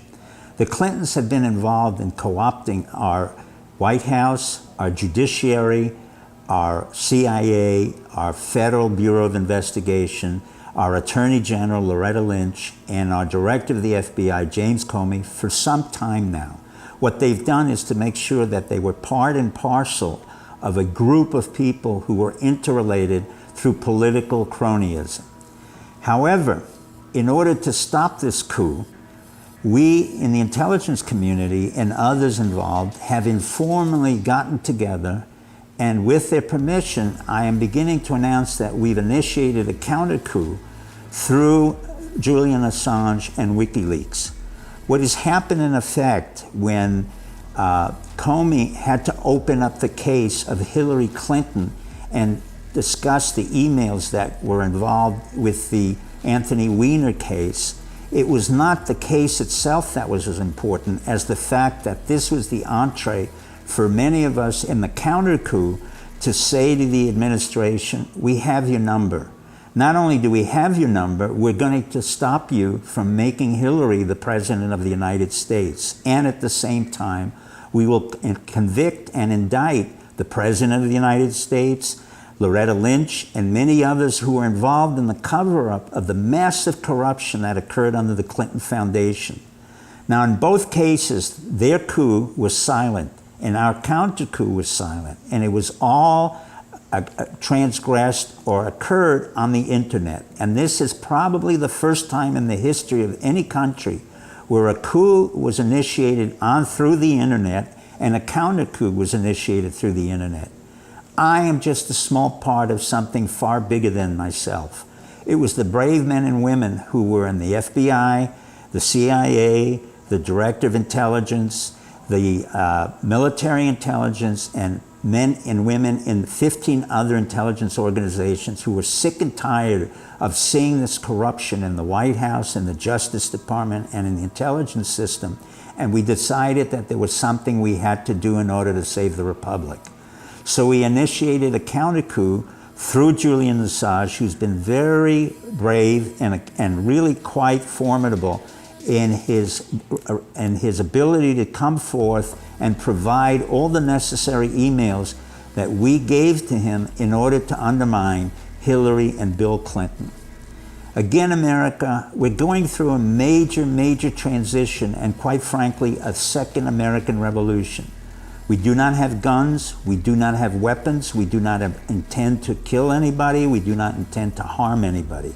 But we, the American public, and those of us who serve as veterans and in the intelligence service like myself, will stop the Clintons from assuming power that they don't deserve. WikiLeaks, I love WikiLeaks. These WikiLeaks as confirmed just today by WikiLeaks. It's been amazing what's coming out on WikiLeaks. It is providing a glimpse into the inner workings of Clinton's campaign, confirming a lot of what we thought we knew, and showing efforts to control and shape favorable news coverage. Examples of media collusion between the Clinton campaign and journalists. CNBC's John Harwood offering advice to the Clinton campaign. The New York Times, in one case, allowing edits to quotes of Clinton. The Boston Globe pumping up the campaign. Univision pressured to attack Trump. Campaign bragging about media support. And Donna Brazile receiving a leaked town hall question. Are these isolated examples, Glenn, of journalistic improprieties, or are they evidence of collusion? I think Donna Brazile leaking, getting a hold of a town hall question and only giving it to the Clinton campaign and not the Sanders campaign is an example of cheating. I've just received a call from Secretary Clinton. Preserve, protect, and defend the Constitution of the United States. The Constitution of the United States. So help me God. So help me God. Congratulations, Mr. President. WikiLeaks activity before the 2016 election is also still generating headlines. Just before the Democratic National Convention last July, WikiLeaks published 20,000 internal emails from the Democratic National Committee. Within 2 days, the head of the DNC, Debbie Wasserman Schultz, resigned her post in part because the emails showed the DNC worked behind the scenes to discredit and defeat Bernie Sanders, who is challenging Hillary Clinton for the nomination. Do you think, though, that what we're learning from Donna Brazile's book suggests that the campaign, that what the Democratic National Committee did, meant this election was rigged? Yeah, I think it was. It's a pretty powerful charge. Well, what we have to focus on now as Democrats is we recognize the process was rigged. Less than 3 months later, WikiLeaks began publishing internal emails from Clinton's campaign chairman, John Podesta. Soon, Donald Trump was praising WikiLeaks on the campaign trail. This just came out. WikiLeaks, I love WikiLeaks. Between October 7th and Election Day, WikiLeaks would go on to publish 20,000 of Podesta's emails, generating a rash of negative stories about the Clinton campaign. Do you know whether the Russian intelligence services dealt directly with WikiLeaks or whether they, too, used an intermediary? We assessed they used some kind of cutout. They didn't deal directly with WikiLeaks, in contrast to DC Leaks and Guccifer 2.0. Did Russia leak the documents, either the DNC documents or the John Podesta emails, to WikiLeaks? We have said quite clearly that our source is not a member of any state, including the Russian government. Now, if you look at these statements by James Comey, James Clapper, going back a couple of months, statements by Barack Obama, they all are harmonious with our description. Now, what the U.S. investigation by James Comey seems to be trying to say, at least in public, is that they perceived that there was some Russian hacking, or at least some hacking from somewhere, of the DNC, other institutions of the United States. In fact, the allegations are that several thousands of people were hacked in those operations. But how do you know? How do you know it's not Russia? How do you know it's not a state actor? Since you usually say you don't know who gives you documents. We look very closely at our publications. We tend to come to a good understanding of them, and so we're not willing to go into details about our source because it might describe the sort of person they are, the sort of jurisdiction that they're in, which could put them at risk. But we have said clearly that our source is not a member of a Russian state, and even the US government is not suggesting that our source is a member of a Russian state. And what appears to be going on is that there have been observations of hacking of thousands of people or attempted hacking of thousands of people. That's quite normal in intelligence gathering activity before an election. Presumably that's being carried out by many states. I would be surprised if that doesn't include Russia. Later in July and after the convention, the first stolen emails detrimental to Hillary Clinton appear on WikiLeaks. A hacker who goes by the moniker Guccifer2 claims responsibility for hacking the DNC and giving the documents to WikiLeaks. But leading private cybersecurity firms, including CrowdStrike, Mandiant, and ThreatConnect, review the evidence of the hack and conclude with high certainty that it was the work of APT-28 and APT-29, who are known to be Russian intelligence services. The U.S. intelligence community also later confirms that the documents were in fact stolen by Russian intelligence and Guccifer2 acted as a front. Mr. Schiff is a Democratic congressman who's trying to whip up a kind of neo-McCarthyist fervor in order to distract from the epic failure of Hillary Clinton and that team when they lost. You've mentioned it numerous times, the existence of the deep state and what the relationship of the deep state is to your perspective about what's going on right now in the United States. Well, look, up until very recently, and I guess we still have to see how it goes, I've been delighted by the conflict that has been occurring between the incoming administration and between the security services, etc. The Democrats have been in collapse for almost 8 years in our DNC leaks. That you have educated, professionalized Democrats who have lifted off the working class base and who are then involved in a revolving door system, becoming lobbyists, going back into the DNC, etc. If you read the emails we've published about John Podesta, you can see that this is not just simply something that happens. This is an expectation within that community. And anyone who doesn't engage in that expectation, anyone who doesn't go into private industry and get a $400,000 a year consulting contract as a local or foreign agent is viewed to be as a fool. So you can only keep up that game for so long. It is an attempt by the Democratic Party in this particular case, but by the two parties to polarize the population into party politics. We're seeing the conflict with the security services, the deep state. Now, I've been writing about the deep state for a decade, using that word. Now, Turkish academics have been writing about the equivalent in Turkey, some Hungarian investigative journalists the same within Hungary. And finally, this word is now something in US politics.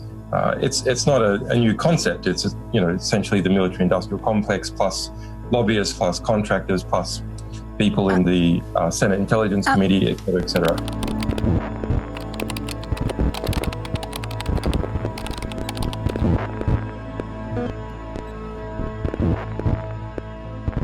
WikiLeaks recently began releasing a massive trove of secret CIA documents exposing how the agency has developed tools to hack into and spy on principal phones, computers, and televisions all over the world. WikiLeaks described the leak as the largest ever release of confidential documents on the CIA.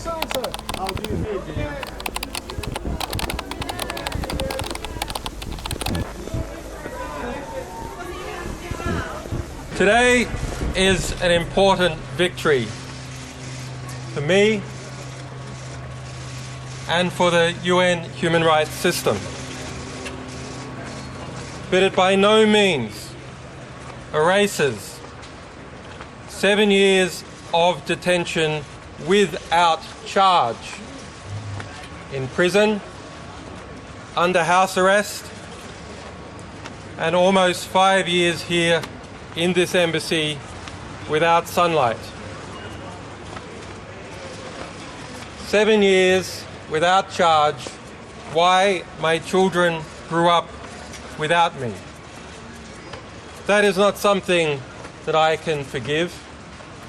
It is not something that I can forget.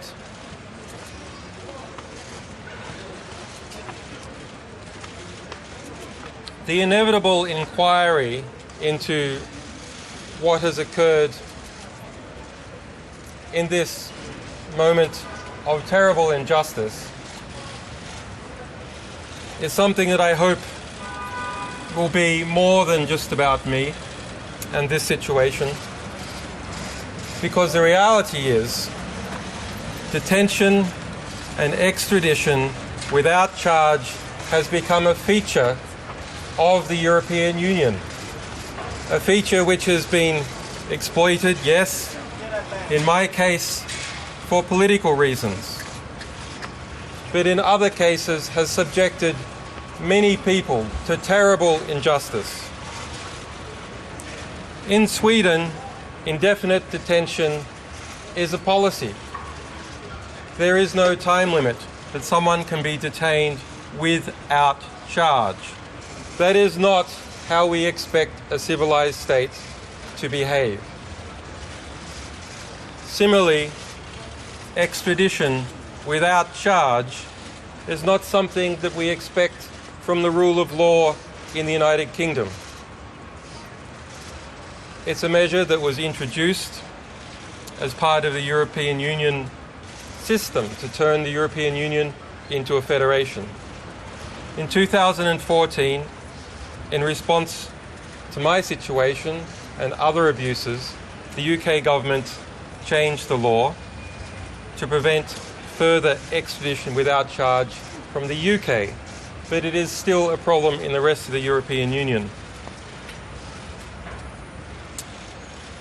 I would like to thank, in this situation, the United Nations, particularly its human rights system, which is the last resort that we all have when we are bound up in our legal circumstances with the particular politics of a country or the geopolitics that exists between different states. I would also like to thank Ecuador, its people, and its asylum system, who have stood by my asylum despite very intense pressure, including pressure to use the European Union's trade system to penalize Ecuadorian exporters. A terrible violation. What is the truth? I'd also like to thank my legal team who've worked very hard and for no money, and all the other people that have stood by me in this process. But let us understand, while today was an important victory and an important vindication, the road is far from over. The war, the proper war, is just commencing. The UK has said it will arrest me regardless. Now, the United States, CIA Director Pompeo, and the US Attorney General have said that I and other WikiLeaks staff have no rights. We have no First Amendment rights, and that my arrest and the arrest of our other staff is a priority. It's time to call out WikiLeaks for what it really is: a non-state hostile intelligence service often abetted by state actors like Russia. Julian Assange and his kind are not the slightest bit interested in improving civil liberties or enhancing personal freedom. They have pretended America's First Amendment freedoms shield them from justice. They may have believed that, but they are wrong. That's not acceptable. WikiLeaks will continue its publications.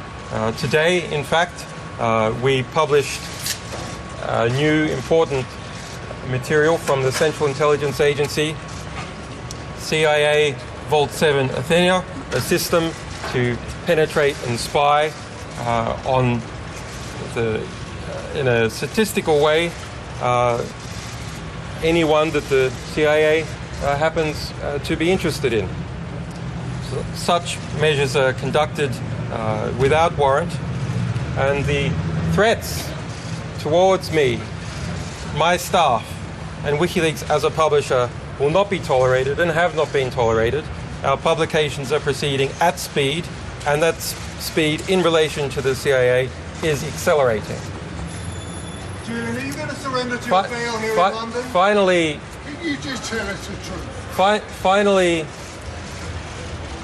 in relation to the asylum rights that we all have, we do all have them. The United Kingdom, the European Union, is a party to the 1951 Convention on Refugees. It states that it adheres to the right for all people to seek asylum, to receive asylum, and to enjoy asylum.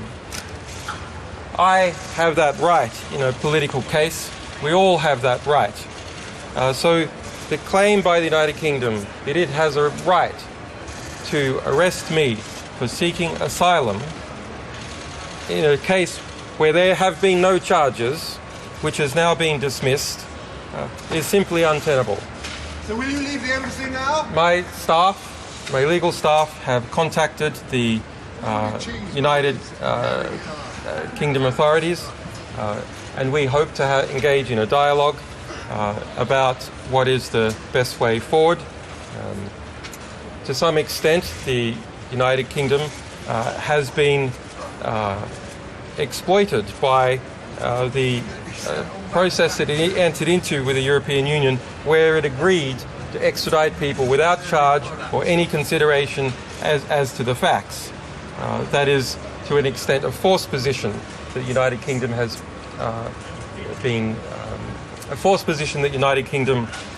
been put into, and the first part of that is over.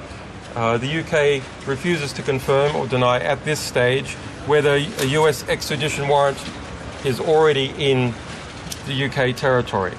So that's the dialogue that we want to happen.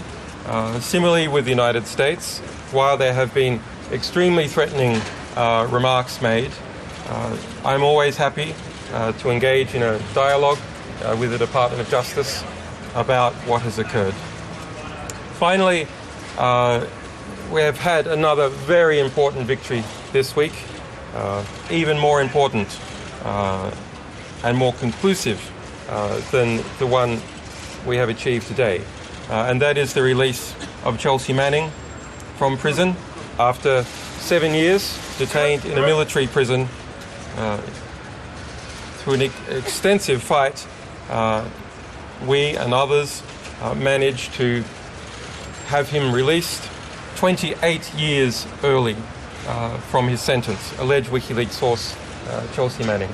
So some very important victories, but the legal conflict with the United States and the United Kingdom at a formal level continues, and I and WikiLeaks as a publisher encourage you to continue to support us in that fight. For us, of course, for our alleged sources, but also because precedents are being set.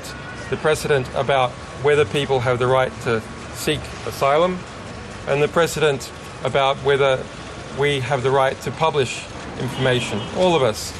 How can it be that a journalist and publisher operating from Europe can be extradited to the United States? we don't operate in the United States. We don't publish from the United States. So that's a threat to all journalists around the world, wherever they operate, that if they expose serious abuses occurring in the national security domain, there's a threat to extradite them, or indict their organization or their staff. Okay, that's it. Thanks, guys. Bye-bye.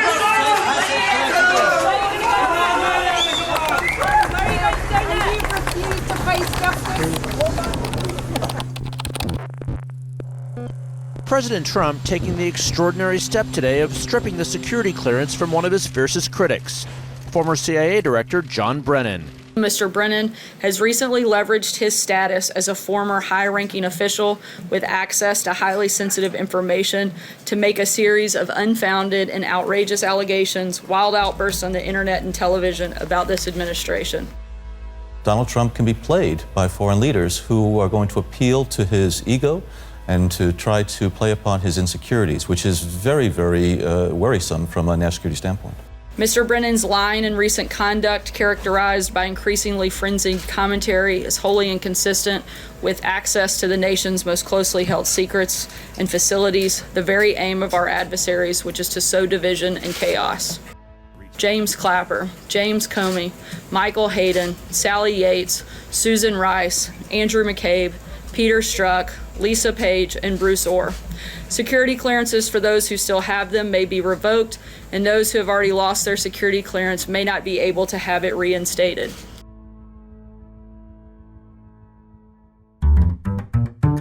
For 6 years, Ecuador has given Julian Assange a home in its embassy in central London. And now, according to leaked documents, The Guardian can reveal they have also been monitoring his every move. Former President Rafael Correa ordered a secret spy operation. CCTV was set up in the areas of the embassy that Assange met visitors.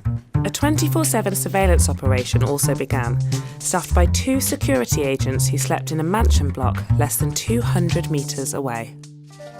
The secret operation, called Hotel, diligently recorded multiple visits from WikiLeaks activists and supporters, Catalan separatists, VIP visits from Pamela Anderson and Vivienne Westwood, and a superfan who spent a night in her car outside the embassy before changing her name to LMH Assange on Twitter.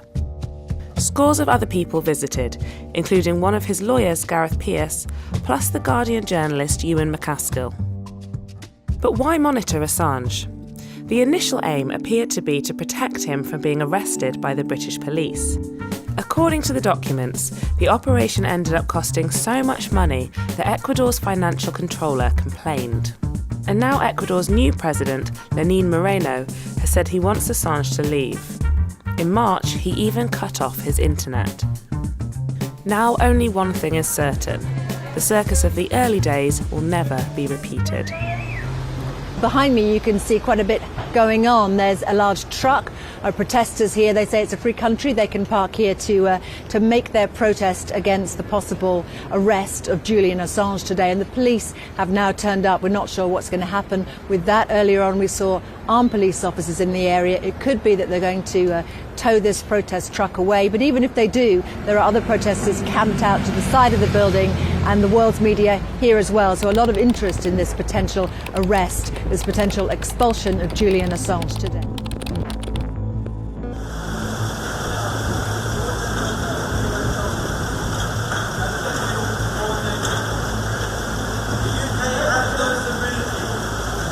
They must resist. UK resist. This is CNN Breaking News. Hello, I'm Max Foster in London. Following breaking news out of the city, just into CNN, police have confirmed reports that WikiLeaks founder Julian Assange has been arrested at the Ecuadorian embassy in London after the Ecuadorian government withdrew his asylum. They say he's being taken into custody. Most of you will know that Julian is in a high-security prison, and he's been there since the 11th of April 2019. And in fact, he's been in solitary confinement since Saturday when he tested positive for COVID. During that period, he was, as you said, kept in the health wing, which the prisoners call the hell wing. and it's the place where you have the most suicidal, chronically ill, terminally ill prisoners. At that time that I went to see him with John Pilger and my father, John Shipton, I'd never seen him in the state that I found him there that day. I'd never seen him like that before. You know, even in the darkest times in the Ecuadorian embassy, when, you know, everything was being surveilled, you know, the microphones, high-definition cameras, you know, murder plots, the CIA murder plots. I left the prison that day thinking that, you know, I might not see him again. It's now been 11 years since Julian first walked into the Ecuadorian embassy, 4 years since he was locked up in Belmarsh prison. How has he changed over all that time? Well, it's been extremely difficult for him, and there have been very, very dark periods during these 4 years inside the prison, especially in the beginning when he was extremely isolated. I think that he's struggling, obviously he's struggling, but he's very resilient, and when we see progress, that helps him be able to fight for his survival.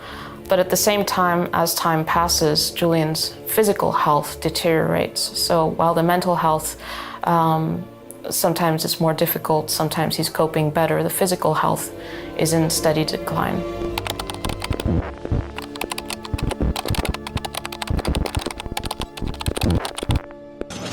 What happened in court today is precisely what we wanted to happen.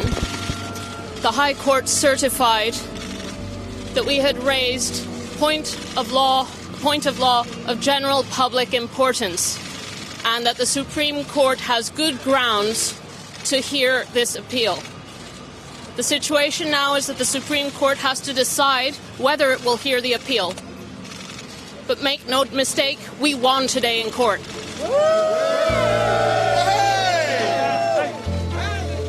Well, Julian faces a potential sentence in the United States of 175 years for doing journalistic work, for receiving information from a source and publishing it, and it was in the public interest. It was about U.S. war crimes in Iraq and Afghanistan, and he revealed tens of thousands of civilian deaths that had not been acknowledged before, and war crimes that have never been prosecuted. Let me play devil's advocate. As a journalist, I thought that a lot of the stuff that appeared in the New York Times and the Guardian and various other newspapers who acted in collusion with Julian and WikiLeaks over those revelations, they redacted a lot of the more sensitive stuff which might lead to people's lives being impacted by the revelations.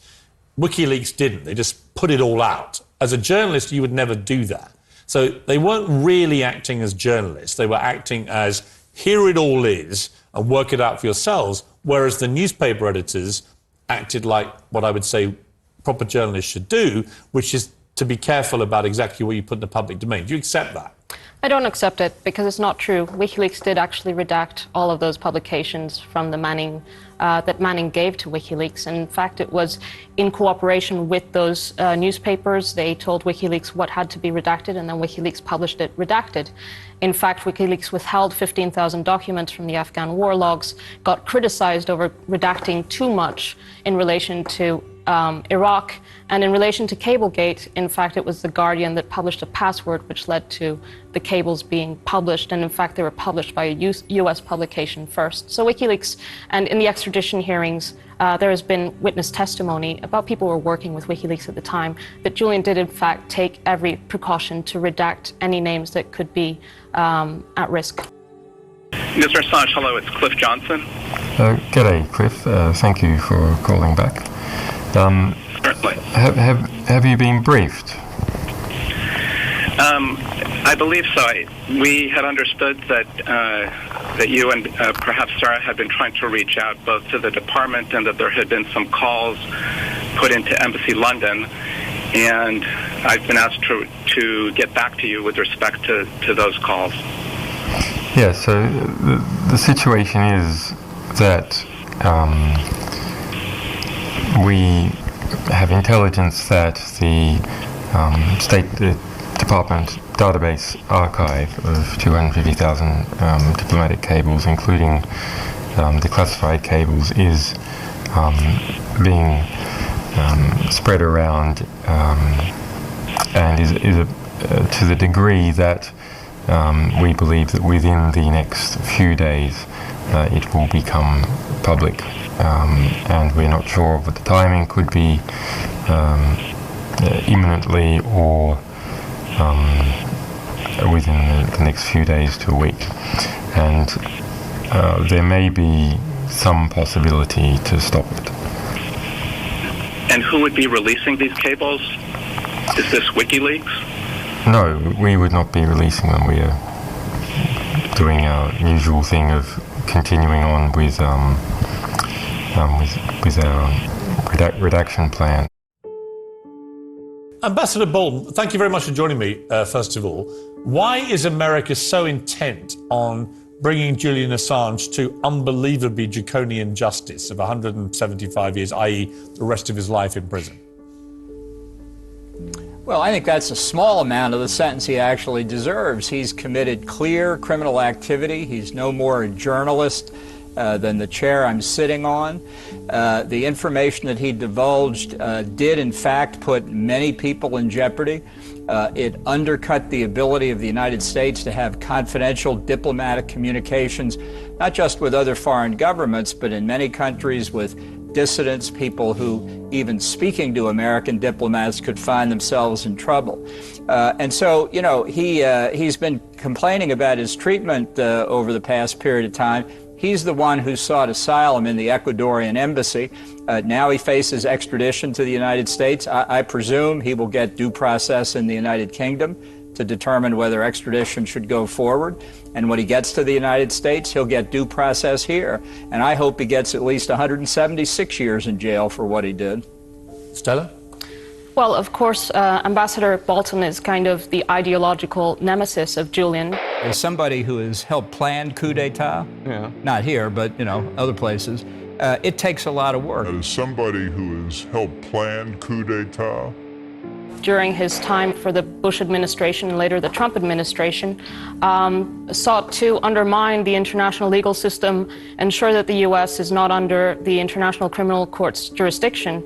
And if it was, Mr. Bolton might, in fact, be prosecuted under the ICC. He was one of the chief cheerleaders of the Iraq War, which Julian then exposed through these leaks. So he has a conflict of interest here. Ambassador Bolton?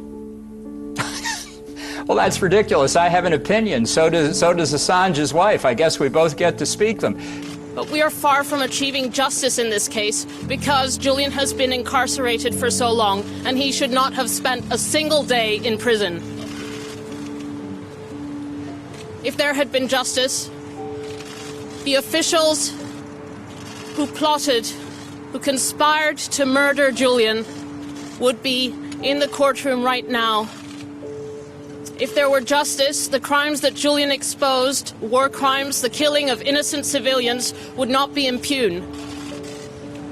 Our fight goes on, and we will fight this until Julian is free. At the moment of his arrest, two of the people who had been involved in an illegal operation against Julian inside the embassy became whistleblowers. They went to the press, they went to the Spanish police. They had been inside the embassy working as security guards, but what they had actually been doing was working for the CIA. They've been recording Julian's conversations with his lawyers. They had been instructed to steal the DNA from our baby's nappy. They had followed me. And they had even discussed plans to kidnap and poison Julian from the embassy. And they went to the police and they said, we've been engaged in this behavior and these operations, and we want to become whistleblowers. And from that, we now have evidence of the illegal activities that the United States was engaging in inside that embassy. The CIA and former CIA Director Mike Pompeo were sued Monday for spying on U.S. lawyers and journalists who met with Julian Assange while he was living in the Ecuadorian embassy in London, where he had political asylum. The lawsuit is being filed as Britain prepares to extradite the WikiLeaks founder to the United States, where he faces up to 175 years in prison for violating the Espionage Act by publishing classified documents exposing U.S. war crimes in Iraq and Afghanistan. Assange spent nearly 7 years inside the embassy from 2012 till April 2019. The lawsuit filed Monday accuses the Spanish security firm UC Global of spying on Assange and his visitors inside the embassy on behalf of the CIA. Individuals such as Julian Assange and Edward Snowden seek to use that information to make a name for themselves. As long as they make a splash, they care nothing about the lives they put at risk or the damage they cause to national security. WikiLeaks walks like a hostile intelligence service and talks like a hostile intelligence service, and has encouraged its followers to find jobs at the CIA in order to obtain intelligence. It's time to call out WikiLeaks for what it really is: a non-state hostile intelligence service, often abetted by state actors like Russia. When I was a cadet, what's the cadet motto at West Point? You will not lie, cheat, or steal, or tolerate those who do. I was the CIA director. We lied, we cheated, we stole. It was like we had entire training courses. Pompeo has stated that WikiLeaks instructed Chelsea Manning to go after certain information. That's an interesting revelation. And then there is his statement that this, i.e. WikiLeaks and its publications, end now. So how does he propose to conduct this ending? He didn't say, but the CIA is only in the business of collecting information, kidnapping people and assassinating people. So it's quite a menacing statement that he does need to clarify.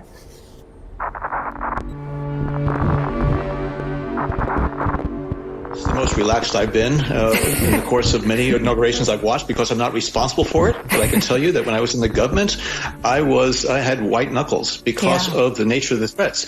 But it's so much more difficult today because of what we have seen, not just over the last 2 weeks, but that certainly has riveted our attention, but because of this growth in polarization in the United States and domestic violence in white supremacist groups.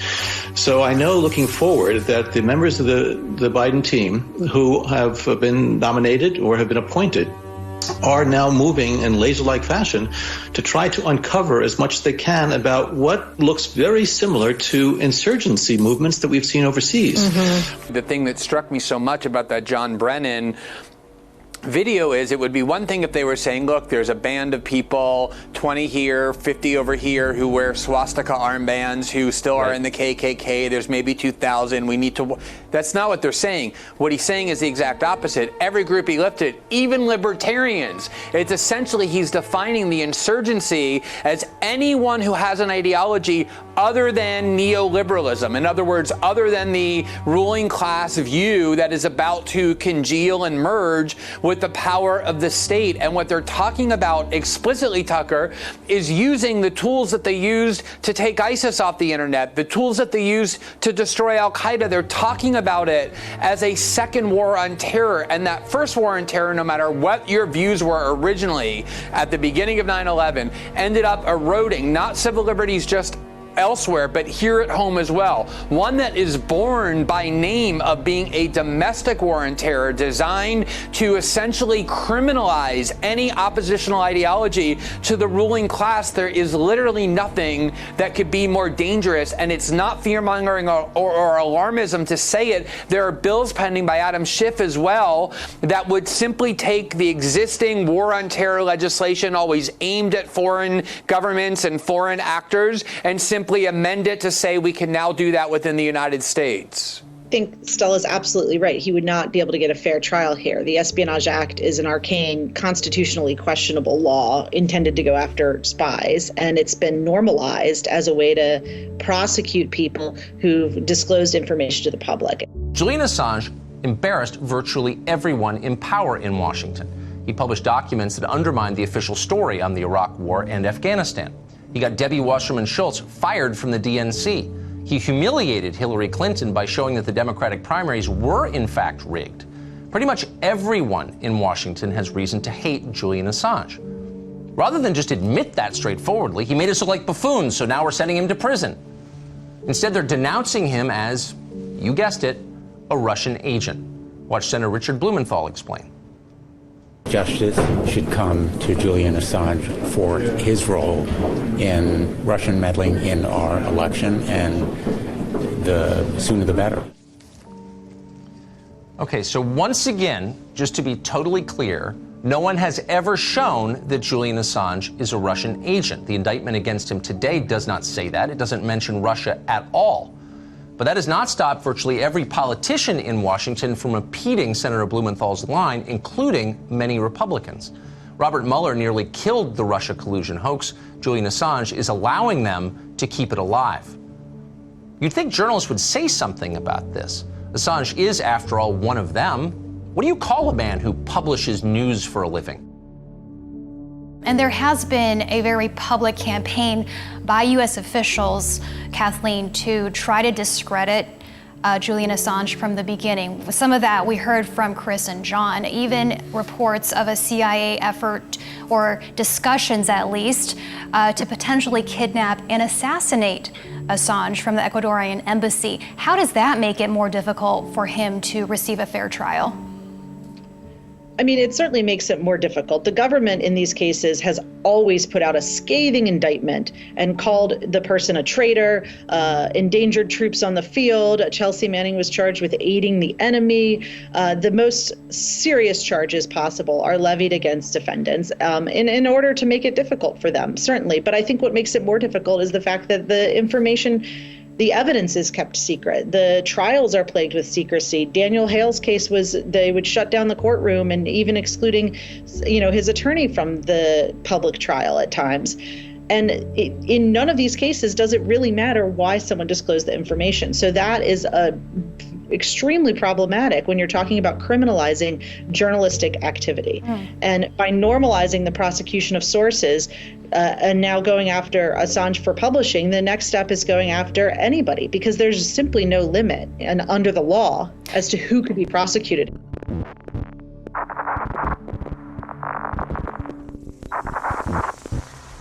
Stella, you've said in the past that your 4- and 6-year-old children have nightmares about prison and that all their memories of their dad are in that same cold prison visitors' room. What do you tell them about their dad? I tell them that he's a hero, that millions of people around the world admire him, and that millions of people around the world are fighting for him. And they know that, and they see it, because sometimes they've been to rallies and they see him on TV, and they see that there's enormous support. So they're full of hope. They're asking when Daddy will come home, and I say that we don't know, that we hope it will be soon, but that he will come home.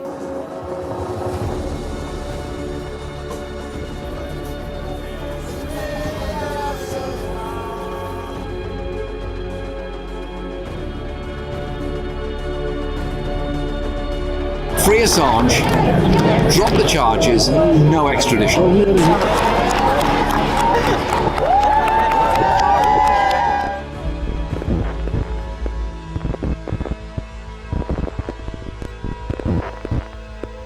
Because the goal is not to completely subjugate Afghanistan. The goal is to use Afghanistan to wash money out of the tax bases of the United States, out of the tax bases of European countries, through Afghanistan and back into the hands of a transnational security elite. That is the goal, i.e. the goal is to have an endless war, not a successful war. Very shortly in most countries, and it's already happened in say, China, most European countries, the United States, is the last free generation. You were born, and either immediately or within, say, a year, you are known globally. Your identity in one form or another, coming as a result of your idiotic parents plastering your name and photos over Facebook, or as a result of insurance applications or passport applications, transport on airlines, etc. You are known to all the world's major powers, all the world's major state powers, and all the world's major commercial powers. That's a very different situation for individuals to be in than they have previously been in. That a small child now, in some sense, has to negotiate its relationship with all the world's major powers. Of course, in practice, it can't do anything. Its parents are not managing that negotiation. But it puts us in I think, a very different position in the sense that very few, in fact, maybe only a few people in this audience, very technically capable people, are able to live apart, to choose to live apart, to choose to go their own way. They must be part of not only the state, but the major state-like corporations, so powerful they may as well be states, and not just their own state, but other states as well. That's a significant change, cultural change for humanity. When do you ever get to see this kind of rampant criminality committed by a state? Well, in this case, because we're fighting back. The Central Intelligence Agency has decided to create, in the last 10 years, its own captive version of the National Security Agency, not specialized in bulk interception, but specialized in semi-automated hacking processes. In the post-9/11 environment, the CIA's budget is now increased to about 1.5 times that of the National Security Agency. If wars can be started by lies, peace can be started by truth.